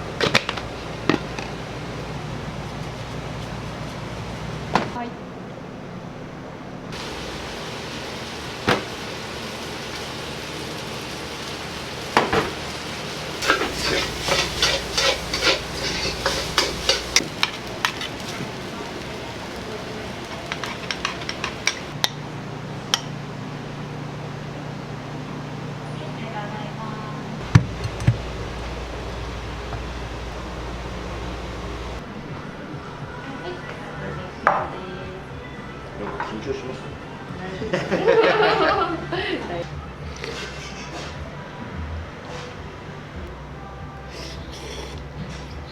いつもちゃんぽんで焼き飯です。ちゃんぽんはお味いかがですか？美味しいですよ。二日酔いには最高にいいです。あっさりの鶏ガラなんで。はい、お待たせしました。ちゃんぽんです。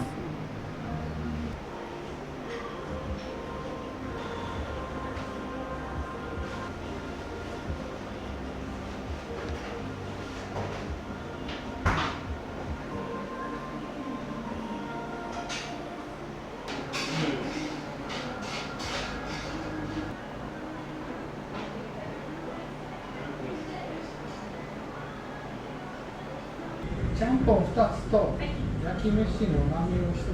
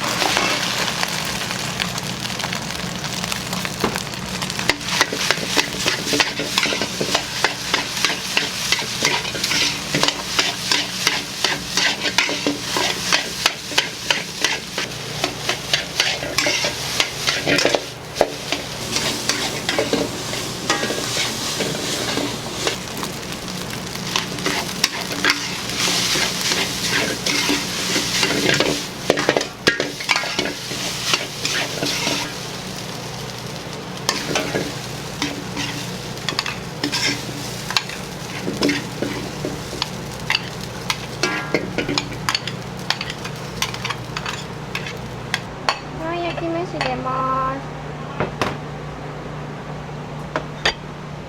で懐かしい味を食べたくて相変わらず美味しいちゃんぽんでした。優しい味ですね。とってもね、食べやすくて美味しいです。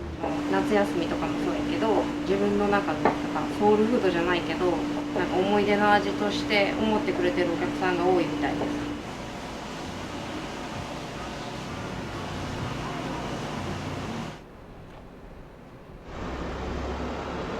元気になったり笑顔になったりコミュニケーションが生まれたり、食を通じてその人の一日の活力を生み出せればなっていうのが、僕が食の部分で携われるところなんだろうなと思ってます。はい、一日の活力を作るための場所っていうのがコンセプトかもしれないです。はい、すごく原材料が高くなったり、人口が減ってる町だったら人材不足だったりお客さんが少なくなってくるっていうのが目に見えて分かるようにというか、その中でどう付加価値をつけていくかっていうところと、八幡浜に来たらあそこ行かなきゃねって言ってもらえるような、店作りにはしていこうかなって思ってます、今後は。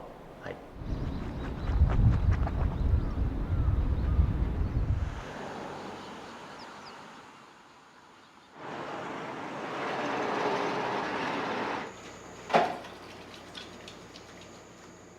朝はもう7時から8時の間ぐらいには来てますかね。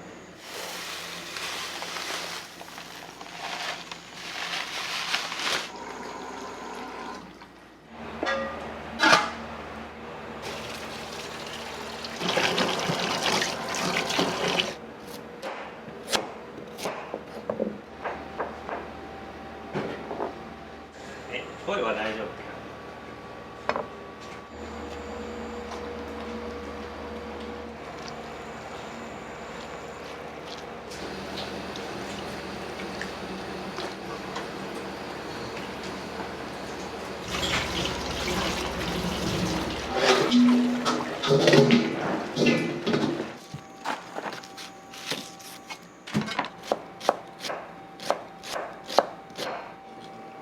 熱くないですか。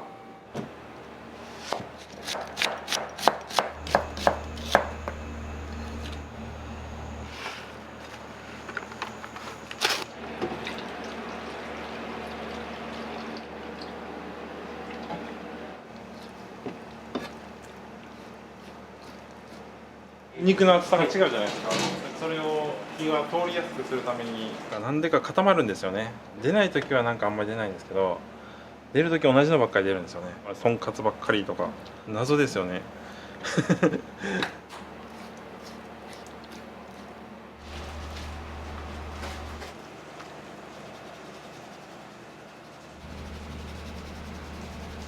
こちらは何用の鶏肉の仕込みですか？チキンカツとかのやつです。はい。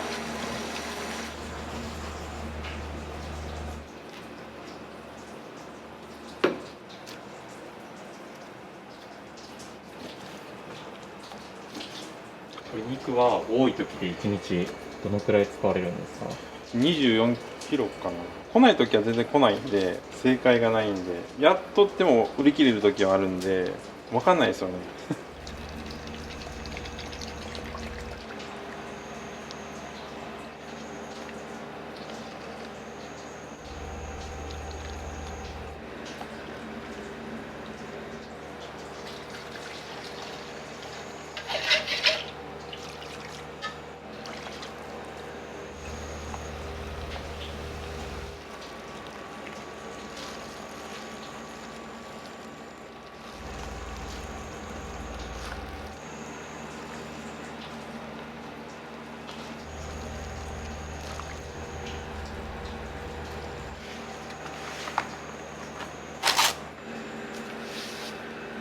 最後に入れられてた調味料は何になるんですか？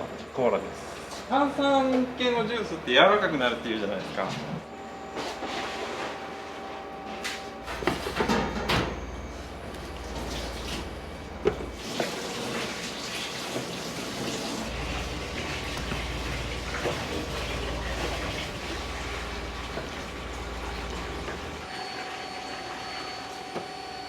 こっちはトンテキに使います。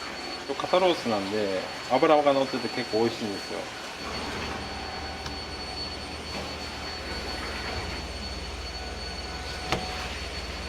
とんかつもそのロースよりか肩ロースの方が好きなんで、自分が美味しいと思うんで。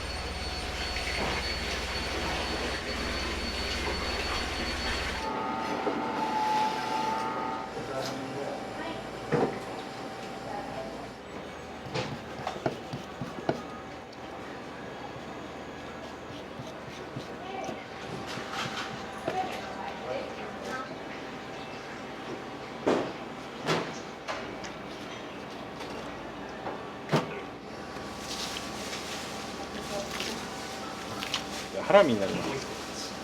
はい。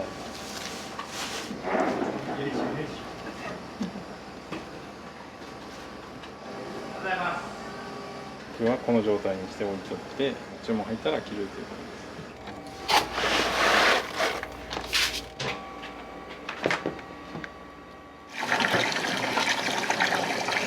す。朝に16合を4回分ぐらいは洗って足りる時と足りない時がある。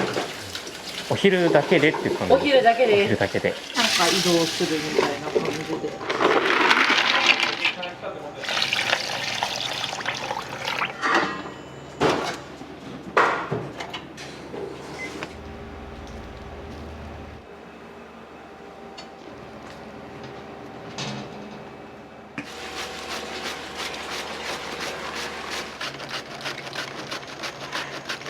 この10月で7年なんですよ。勢いで始めました。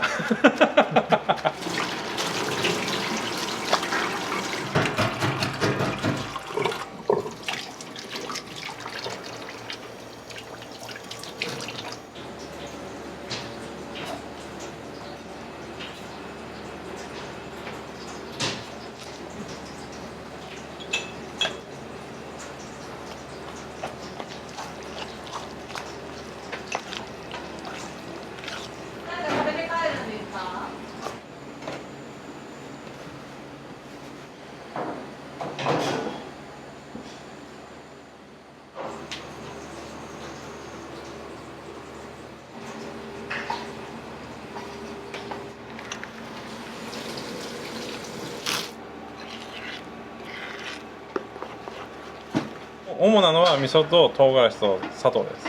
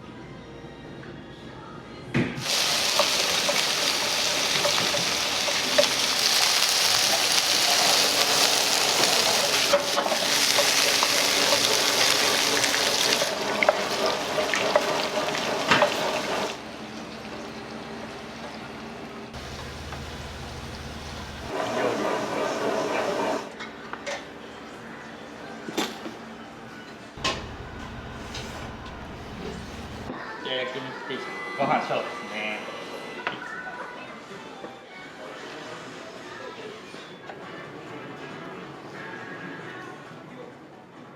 ボリュームは多いんで。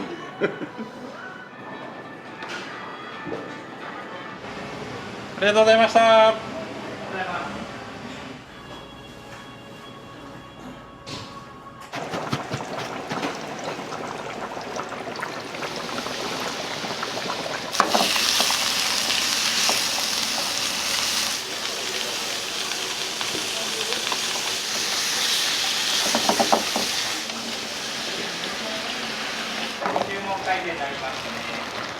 何分したらチキンカツでも。し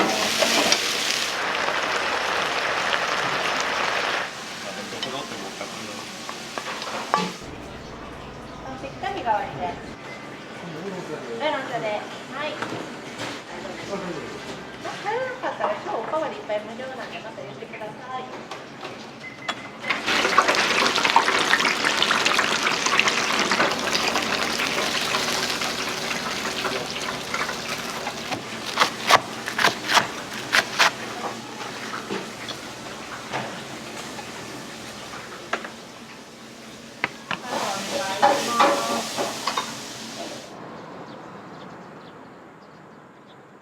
いらっしゃいませ。は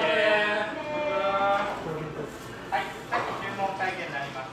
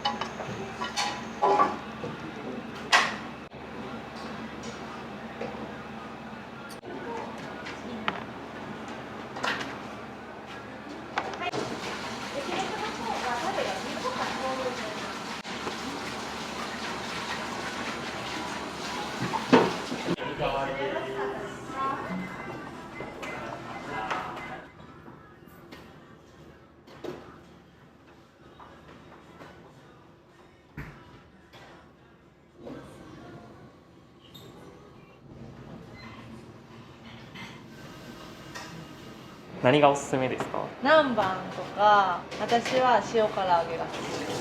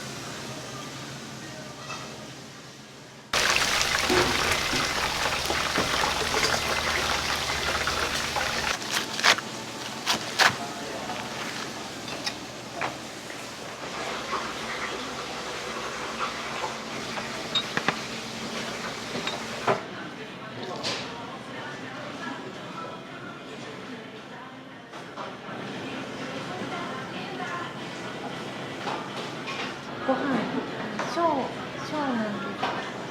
合ってますか？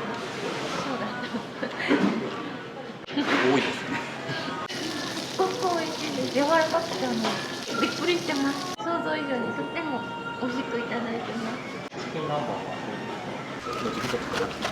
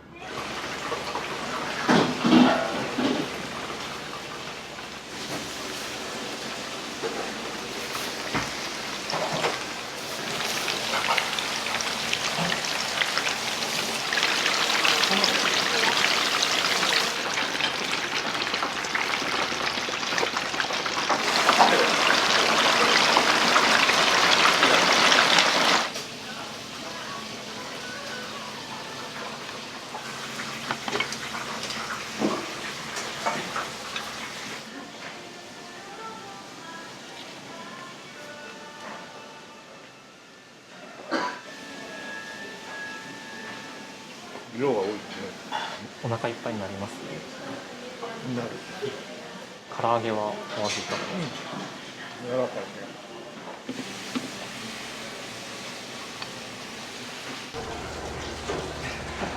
ありがとうございます。ありがとうございま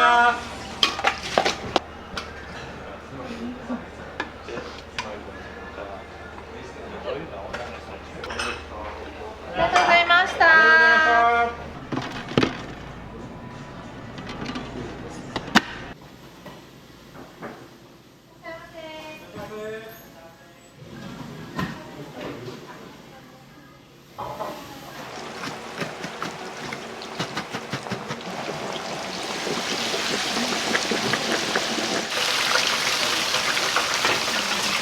すいません。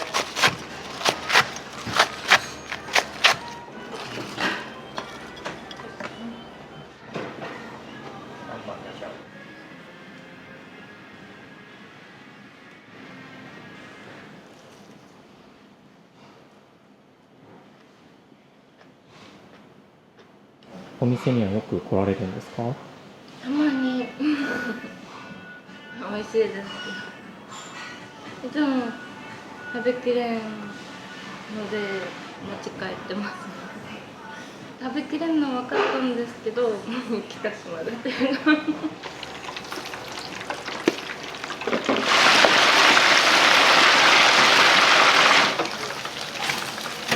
匂いがしたら唐揚げ飲めるよ。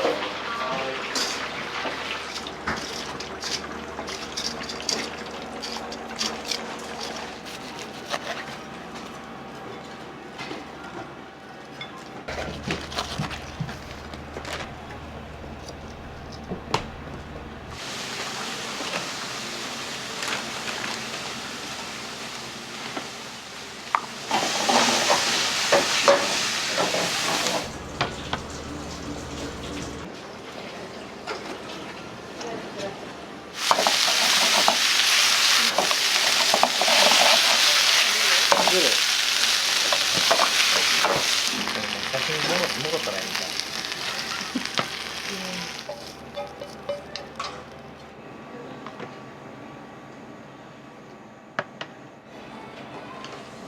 すごいこれ。ずっと行きたかって大盛りがあるって聞いて来ました。唐揚げ丼の中と日替わり定食。美味しい美味しいです。美味しいです。思ったよりボリュームだけど、量がすごいなと思って。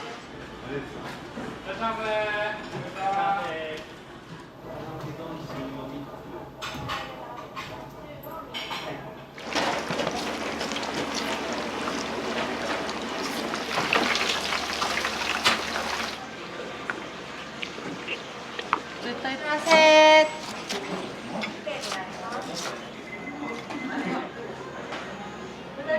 はい。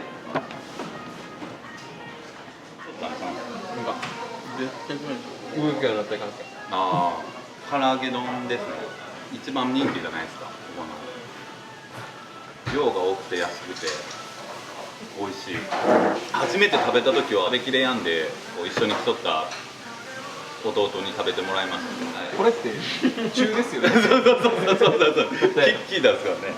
聞いたぐらい量が。はい。これって大ですかって聞いたんか。あ、そうです。これ中です。大どんなん来るって。1年は経っとるですね。多分健太郎と最後に来て。ごちそうさまでした。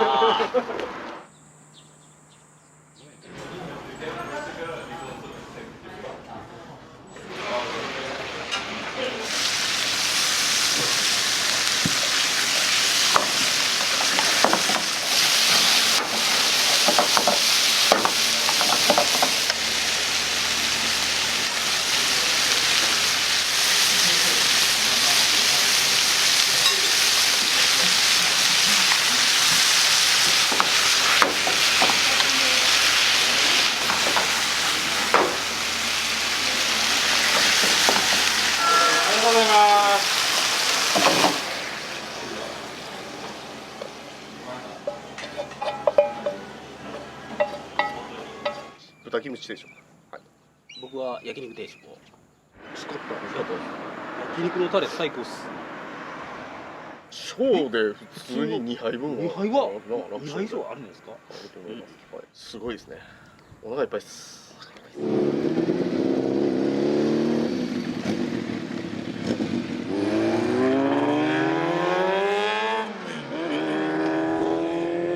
量が多い安いっていうのが好きなんで、そこを曲げんとこやっていこうと思って始めたんで。小がそもそも何グラムとか分かったりしますか？350から400ぐらいを目安にしてるのは1号。大が3号あるかっていったらちょっと3号は足らないぐらい。1キロ近い。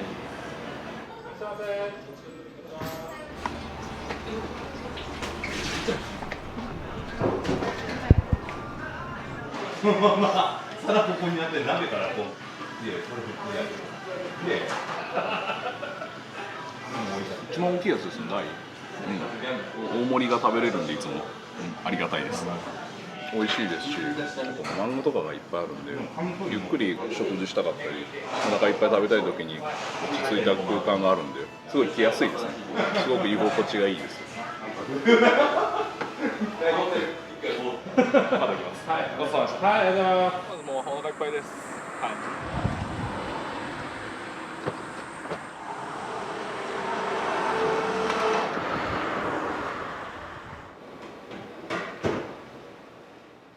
定食で来る人ばっかりだったんですよ。初め焼肉しかしてなかったんですけど、定食でもう定食し始めたらもう定食屋で定着しました。はい。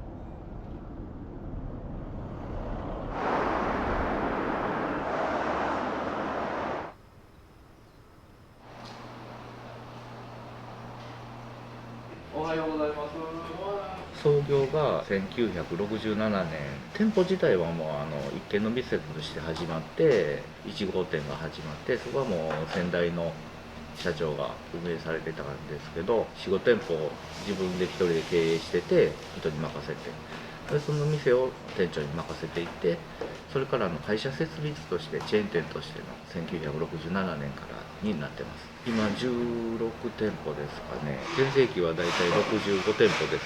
高知県下だけで味噌塩醤油と味噌カツラーメンが高知のラーメンの売りになってますね。やっぱり味噌カツラーメンがやっぱり、多いですね。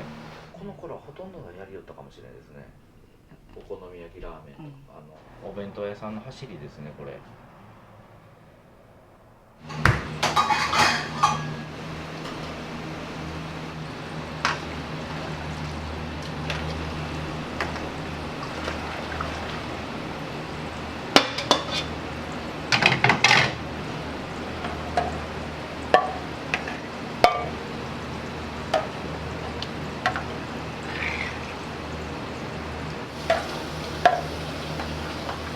鶏のガラとげんこつ豚の背骨が野菜や人参、玉ねぎ、にんにく、生姜とか。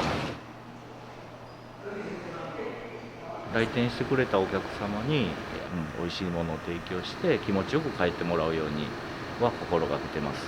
はい。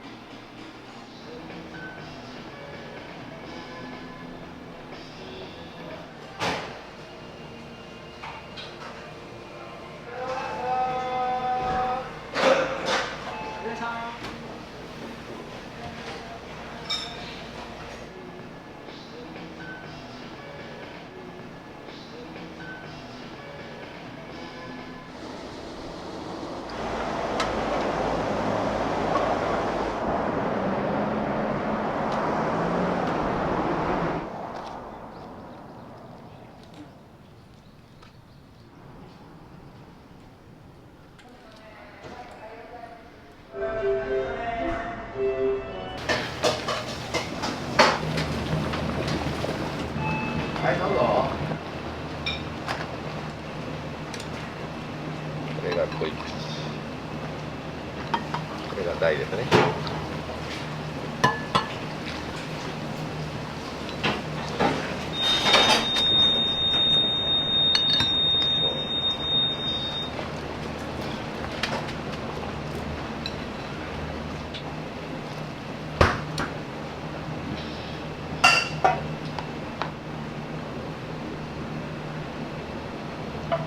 はい、したら濃い口の大と、塩醤の A と一緒です。はい、最初ですね。の大盛りになります。はい。じゃあ塩の。い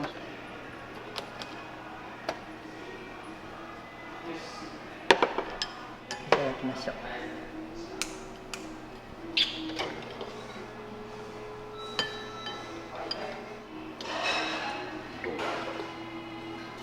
美味しいね。時々来ますよ。はい。ここのラーメン、お味がいいから。まあ広々として、はい、ゆっくり落ち着くっていうことですね。美味しいですね。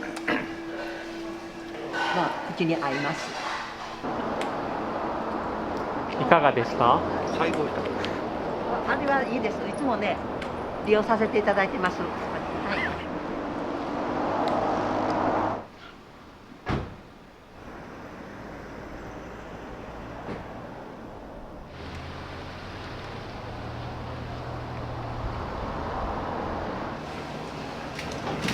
いくらですか？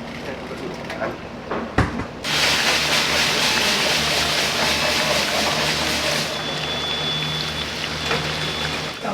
はい、ごめんなさい。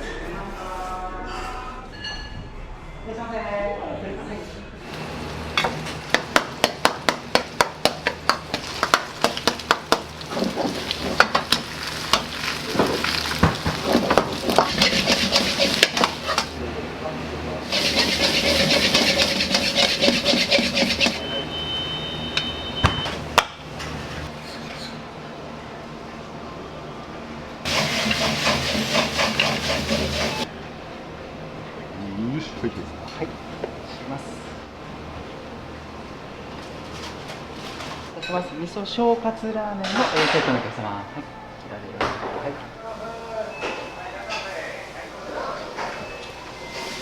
人で来たしたのは全然出てやし、味もいいし、お店が綺麗よね。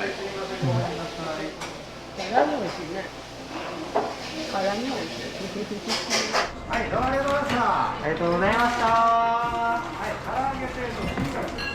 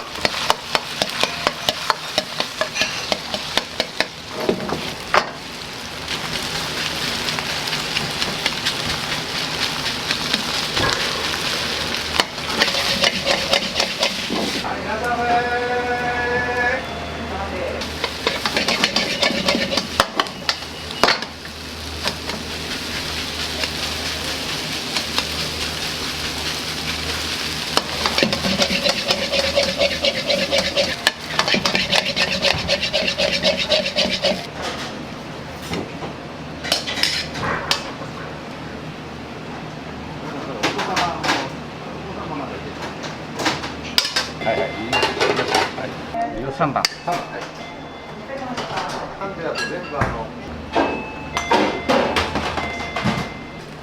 焼けすぎ。ちょっと味見をしないとね。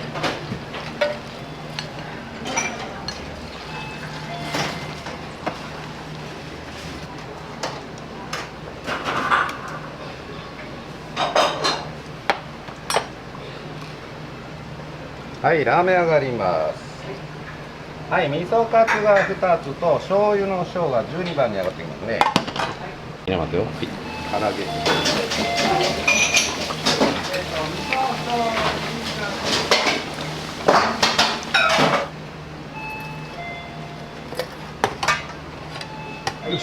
はい、どうぞ。はい。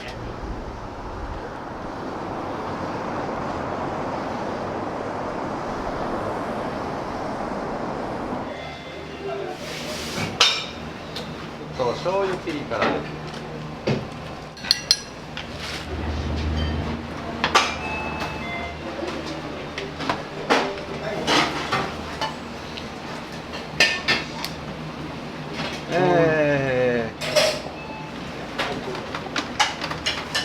固めやね、オッケー、はい。固めとカレーも、カレー。はいはい。ほんでカレーが。オッケー、カレー、はい。半玉。待ってよ。これが焼き飯ます。はい、焼き飯も焼きますね。そういうことね。抜きはないわね。大丈夫。はい、カレーが先に5番です。はい、カレー5番。味噌。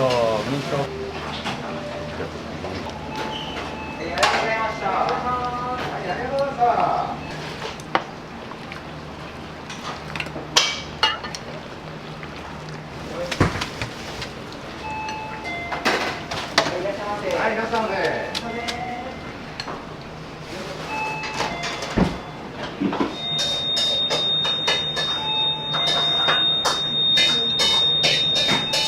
はい、ラーメン上がります。はい。醤油の A が1。はい、醤油の A が1番です。はい。はいはい。はい、これが1番。は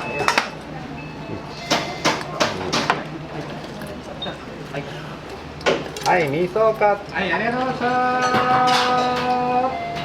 はい、味噌ラーメン2番に上がってきます。味噌カツ。はい。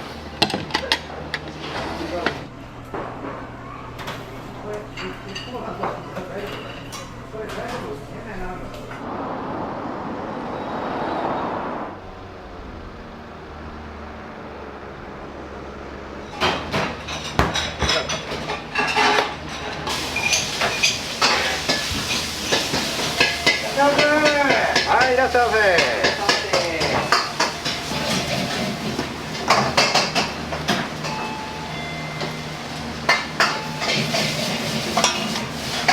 よし、はい、どぶりがない。そう、どぶり全部。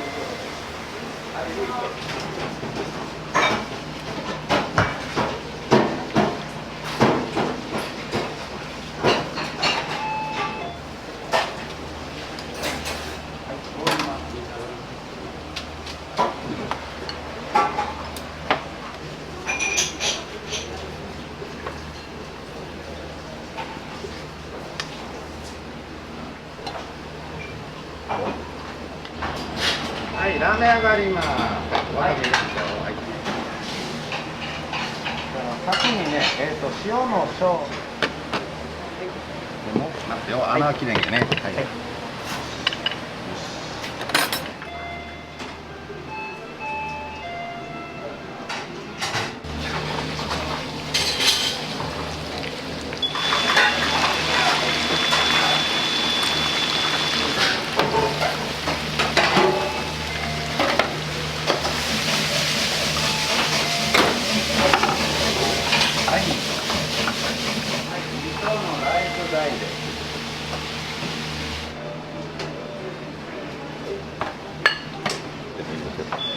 はいはい。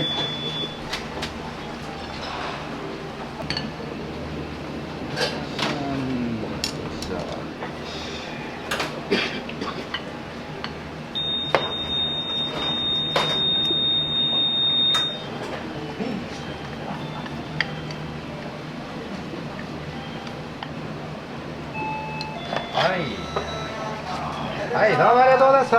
ありがとうございました。はい、味噌カツと餃子ですね。はい、どうもありがとうございました。オールマイティー。オールマイティーね。1、2の3。はい、全部23番。はい、全部23番ですね。はい。はい、通ります。はい、これで上がりです。はい。は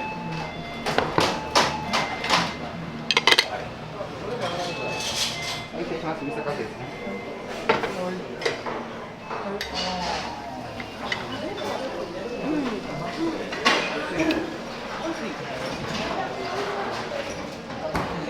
美味しいです。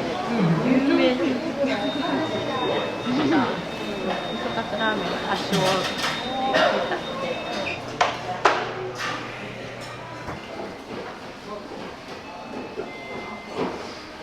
はい、すみません、今日はありがとうございました。すみません、お願いします。お願いします。ありがとうございました。あ、はい、お願いします。ありがとうございました。ありがとうございました。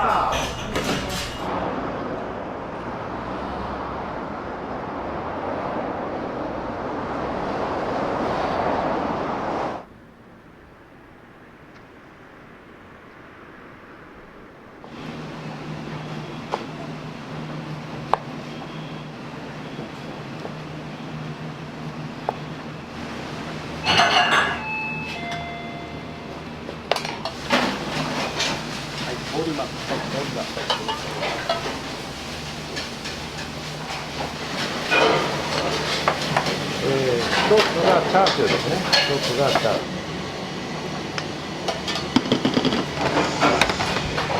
はい、13番にラーメン上がってきます。はい、これ13番。ありがとうございました。は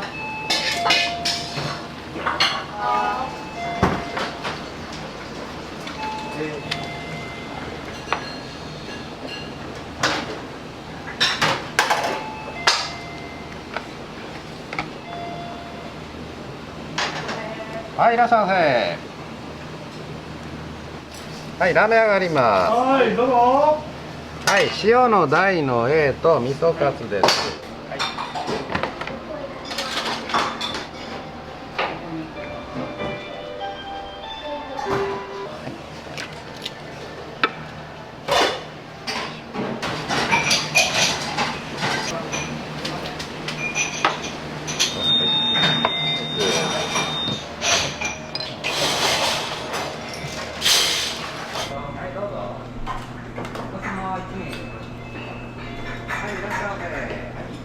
ここはラーメンです。ありがとうございました。ラーメンから唐揚げが9。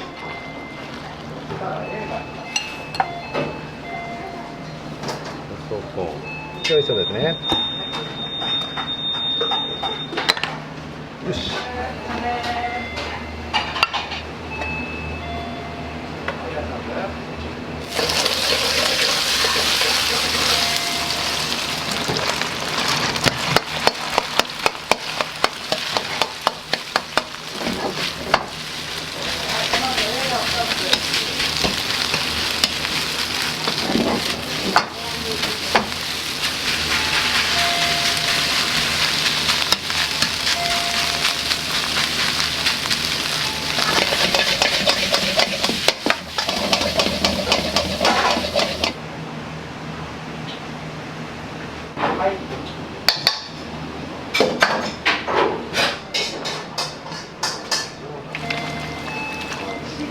はい、5、12か。大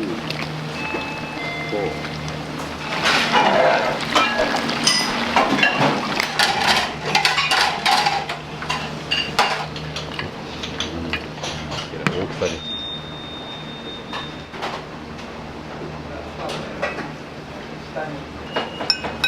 味噌の小と醤油小のピリ辛ニンニクですね。はい、からラーメン上がります。はい、醤油ピリ辛ニンニク、醤油ピリ辛の大ですね、2つ。はい、失礼します。醤油ピリ辛ニンニクの大が2つ。ありがとうございました。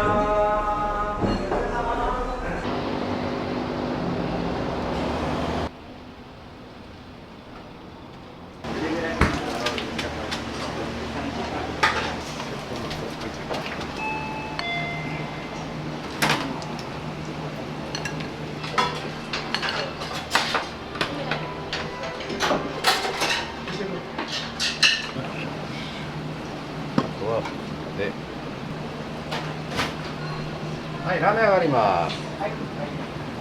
醤油は普通です。はい。醤油チャーシュー大の濃い口ラーメンですね。はい。い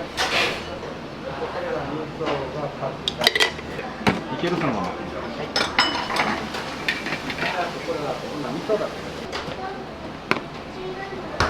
ありがとうございました。ありがとうございました。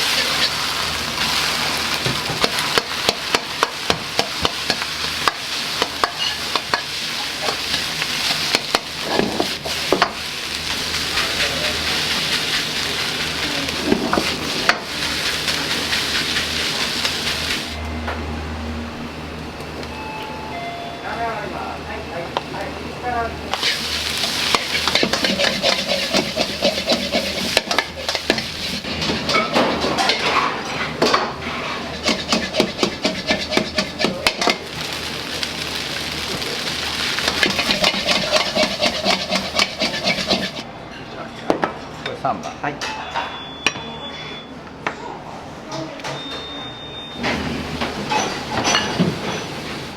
ニンニクとバター。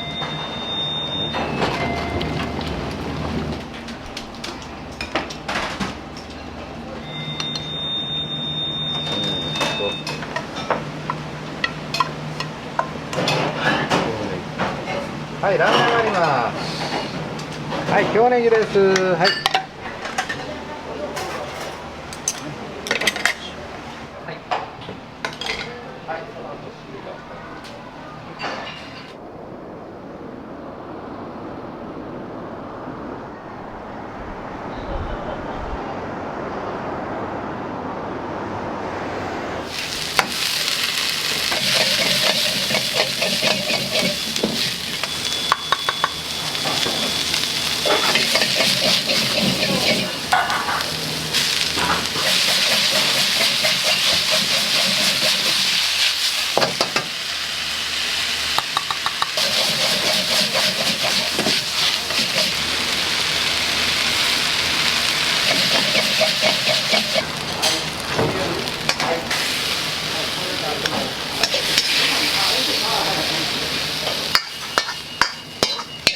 はい、焼きそば上がるよ。はい、焼きそば上がるよ。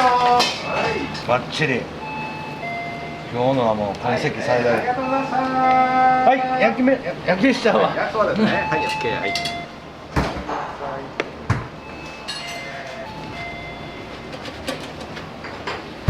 1時間に1回程度洗ってきれいにしてます。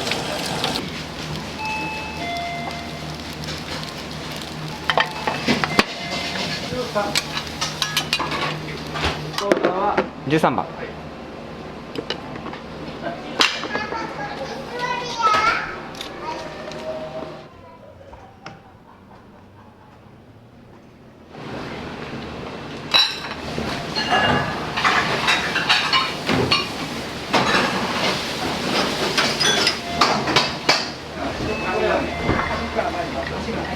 はい、ラーメン上がります。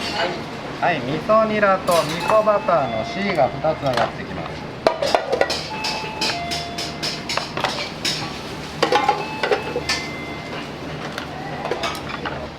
はい、こっち穴切れんげです。はい、これが上がり。16番。はい、16番。はい。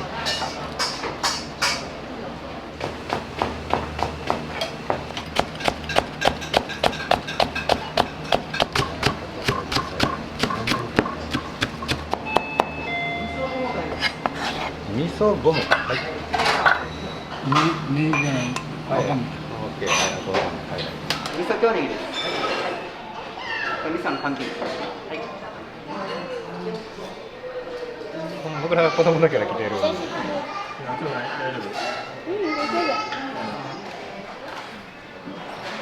ございました。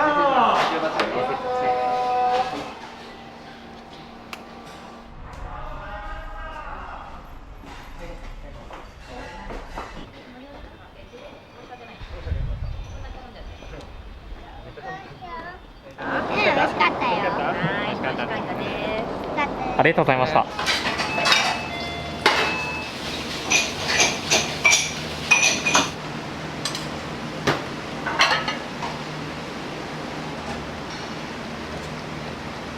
醤油ピリ辛ニンニクの A セットです。はい。はい、味噌カツ大と味噌コーンネギ抜きの、A セットですね。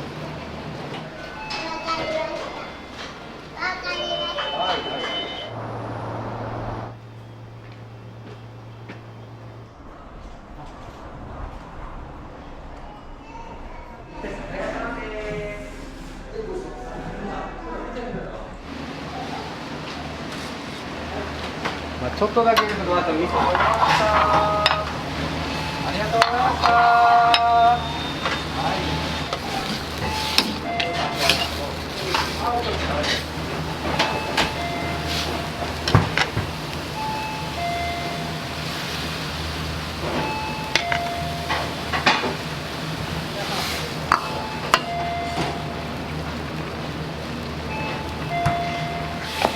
はい。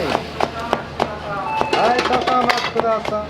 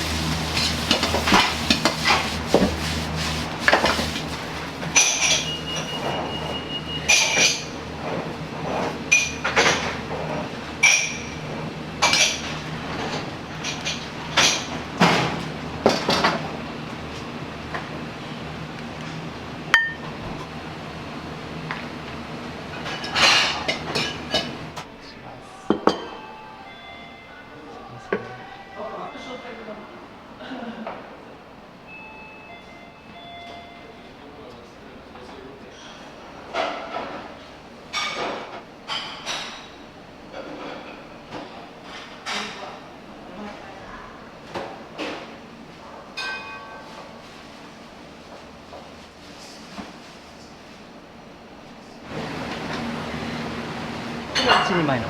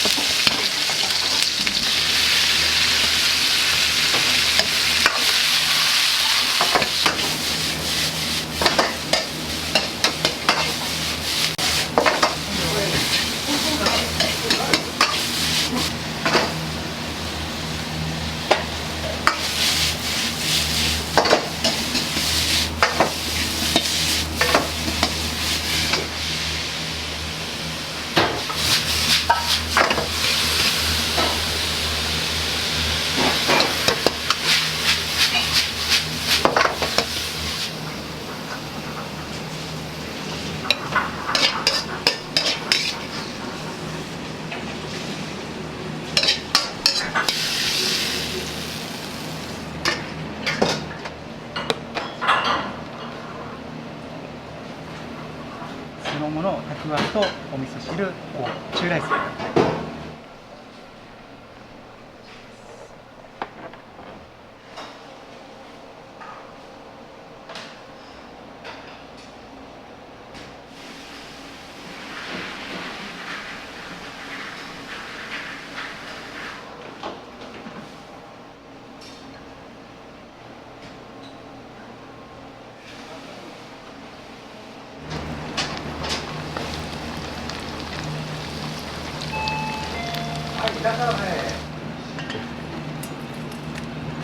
そうです。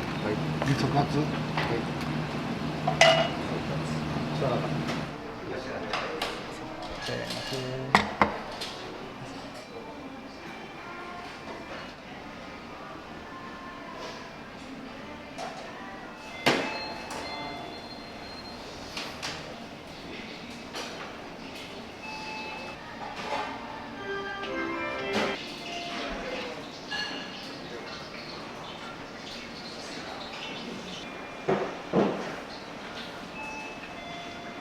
23番に行く